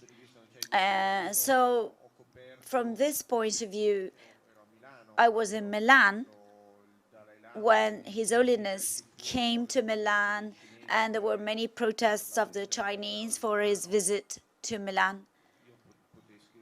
I wrote what I thought without any problems. So I don't know about other papers, but for the Corriere della Sera, this is a reality. Of course, there is a general problem of lack of attention to a series of topics that can be defined cultural topics, and with lots of powers, struggles, and, you know, the relations between the China and people controlled by China, such as Xinjiang and Tibet. Well, these are topics that are not very much discussed. We realized about Taiwan over the past few years, and not many people write about Taiwan. Now, the luck of Taiwan is that lately the cultural production is very vibrant. So they are not only producers of chips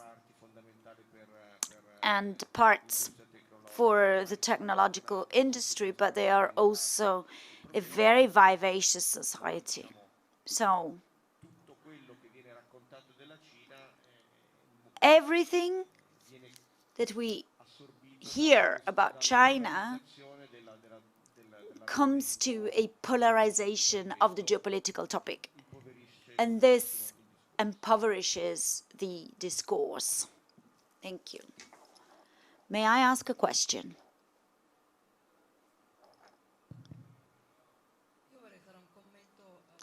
I would like to make a comment to your answer and to your contribution. I've been working in communication for 30 years. I support Tibet, His Holiness, and the Buddhist Union as much as I can. Over the past few years, in 2016, when His Holiness came to Milan, I did the communication of his visit, and it was the last time I found opening in the Italian media towards His Holiness, Tibet, and everything that was entailed, including the strong protest of China, which cancelled a press conference that was envisaged with the mayor of Milan. So that week, the program of that week changed. So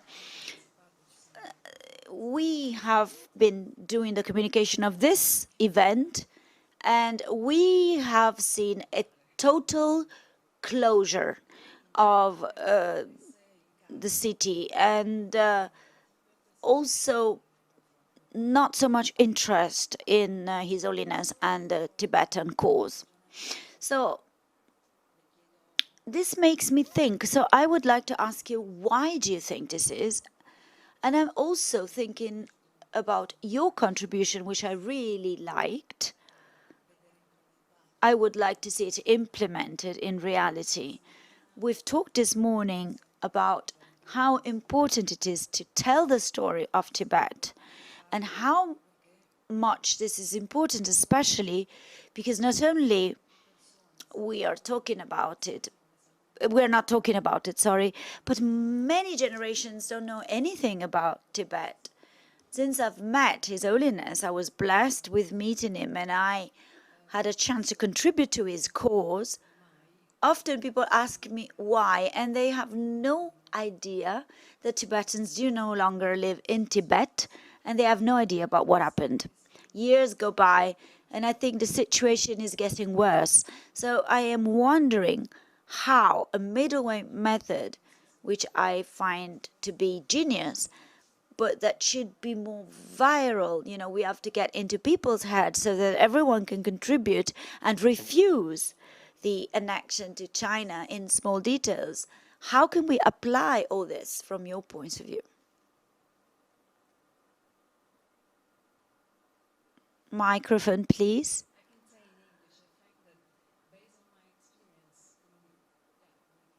C'era già la traduzione. The general interest is decreasing, and the general know-how about the real situation is disappearing.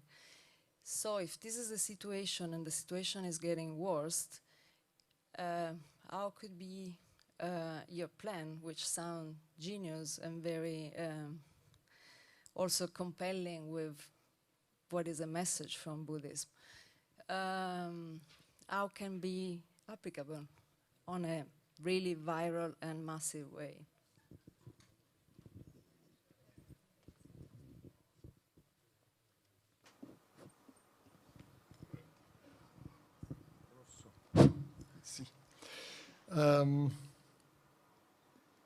Ci sono due parti.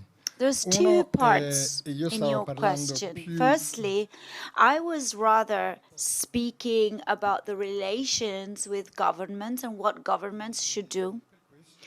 And for this reason, I think it's important to have a clear objective that is a long-term objective and something that you want to achieve, and working towards this objective. If we can't imagine what is possible, then it's very difficult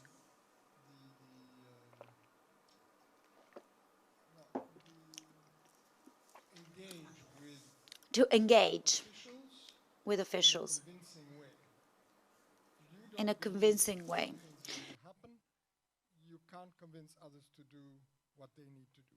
So you have to have the vision of what you want to achieve with them and convince them to do it.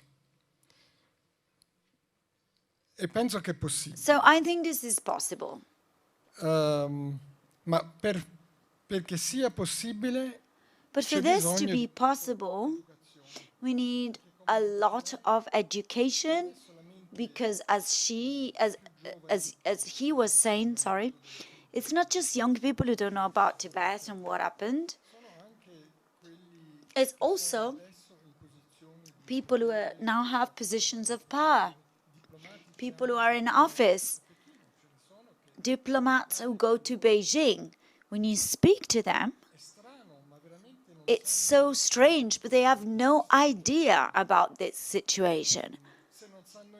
If they know nothing, often it's much better, because if they think they know something, they are not interested. You know, if they don't know anything, it's like a white page and you can write something on it. And then the other side of this issue is population in general. This is not my specialty and not his specialty. So through medias and press and social media, where also I cannot communicate through social media, there's other people who do this and do this really well, and so we must use these people. We must excite these people through social media. This is very important, and what we do with governments is important. I think we need to realize that the official policy of the European Union and of many governments is that a solution must be found on the Tibetan problem through dialogue and negotiation. Their behavior, the behavior of such governments, makes it impossible to attain this objective. And so when I say this to officials of governments, it is clear that they have not thought about this. So it's not really their intention to speak about minorities or to say that Tibet is part of China. They don't realize that a certain way of speaking makes it nearly impossible to negotiate, because the only thing that the Chinese want from the Tibetan is legitimacy. They know really well, the Chinese leaders, that they don't have legitimacy. That's why they want everyone else in the world to give them legitimacy, because they know they don't have it. But if we give them this legitimacy, then the Chinese leaders will have no reason to negotiate with Tibetans. There's nothing to negotiate.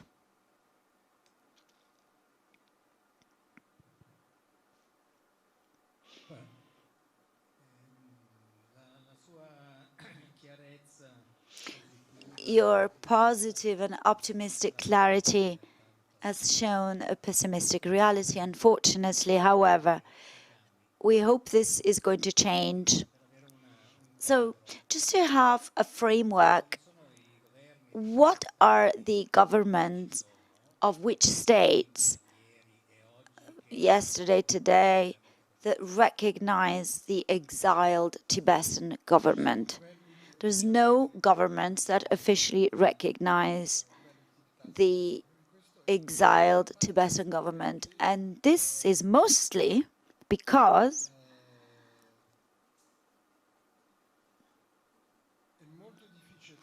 it's very difficult for a government to choose a policy in a different way than other governments, because then it becomes the only one to do so. So 20, 30 years ago, there were many governments who had never made a declaration that Tibet was part or was not a part of China. So their policy was not to take a stance. There were also governments, and there still are today, that were treating with the Tibetan government in exile in a way that wasn't official, at a high level, as if it was a government, but without saying it was. So this is possible again today. I'm not only saying this as an idea. There are governments that do this. There are many governments that have relations with the Tibetans at a normal level. The United States of America, for example,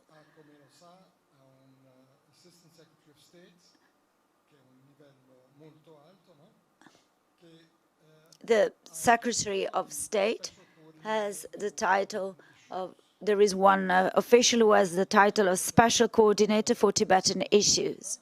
The first thing this person did, went to Dharamsala to meet His Holiness the Sikyong and other Tibetan dignitaries to discuss the Tibetan problem and how to solve it. So this is a demonstration of recognition, which is not an official one, but this is a recognizing a government, an organization that represents the Tibetan interests. Now, there are these offices of His Holiness or offices of Tibet in different countries. We've heard this today, where they are, and some of them have been opened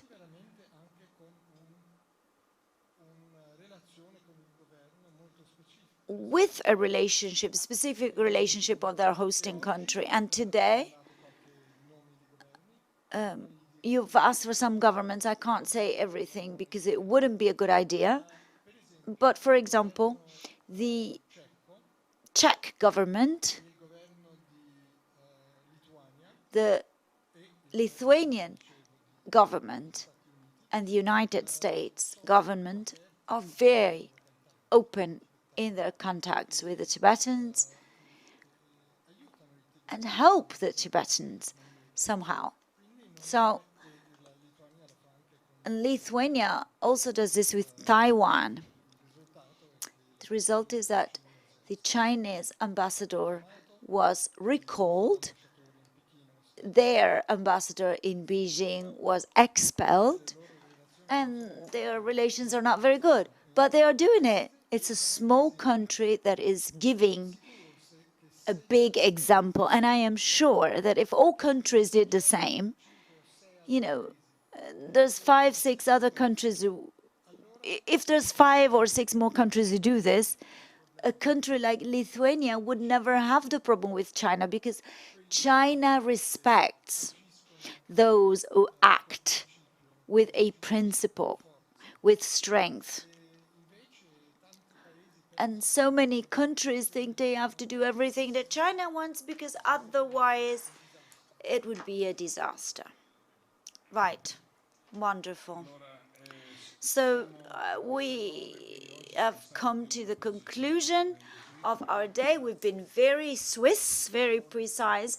Thanks to Kay Mueller, Michael Del Corona, Michael van Walt van Praag, Kelsang Gyaltsen, Jetsum Pemala, Pempatsering. It was lovely to see you after so long. And thank you, Filippo. Maybe you want to say a couple of words to conclude this day.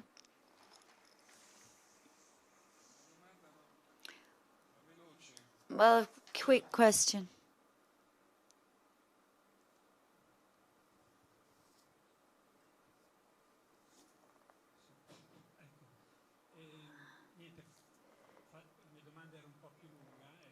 My question was a bit longer to Michael.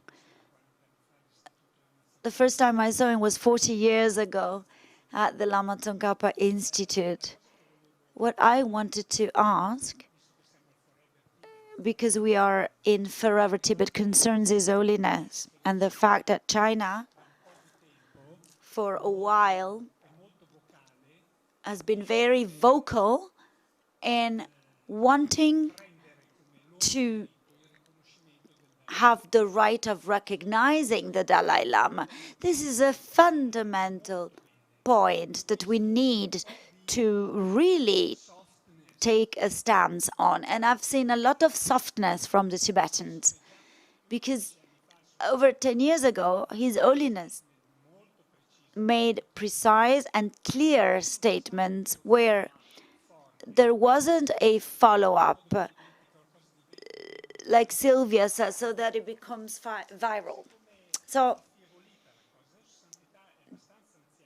His Holiness is getting older, so it's difficult for him to be the front runner of this.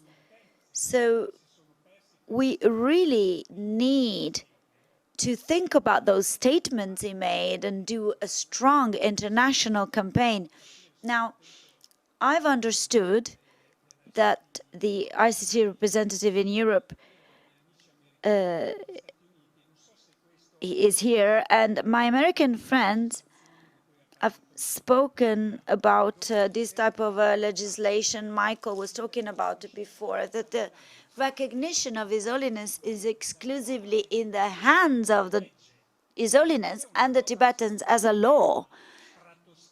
This is a huge topic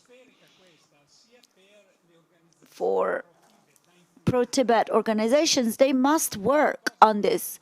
You have to do something. We need to do a strong media campaign, not only. And this question is for Michael. This could be a bridge for other governments.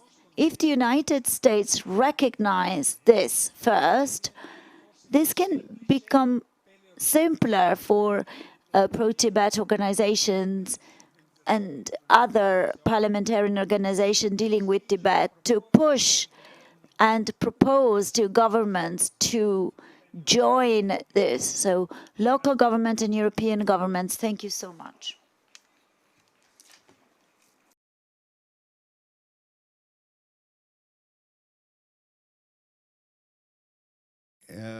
I can answer on behalf. Thank you for yielding to me, Michael. Speaking for a Tibet organization, I think what you say is very much relevant, very much very important. And this is already happening. I think we as the Campaign for Tibet and others have been raising this for quite some time with governments, particularly in Europe. If you look at, for example, the European Union, you look at Germany, France, I'm not particularly aware of Italy saying something, but all of those entities, governments have made statements of different quality. We as ICT, and I think every other Tibet organization should be doing this, should be more forceful, should be more assertive on this issue because it's of really central importance. This is already going on, but we need more. We need to achieve more, and I think it's pressing. Well,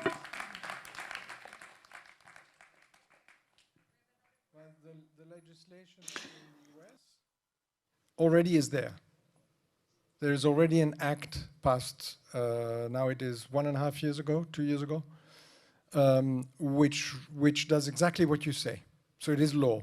In the US, it is law.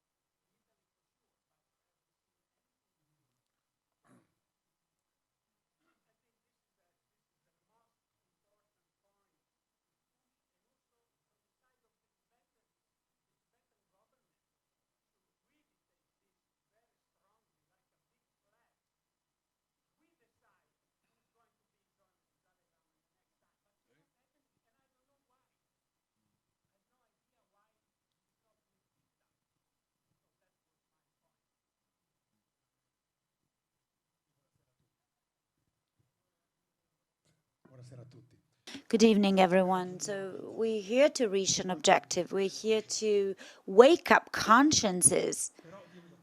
But I see around me a lot of people that, like me, is fighting this peaceful fight with old systems. We've all part of the 90s generation. We've seen Martin Scorsese, Harrison Ford, Richard Gere awaken the consciences of the young people in the 90s. and they have awakened our politicians, and our politicians started a fight against China and did a lot of steps forwards. Today is no longer the case. Today, I can't see on stage the responsible of a social media platform representing I am an entrepreneur. Every product that is on the market is produced with the approval of Gen Z. This is the battle we have to fight. We have to have people on our side, young people on our side, communicating through social media, pushing our politicians to have some courage for this fight, which is important to fight, not only for Tibet, but for the rest of the world. Thank you.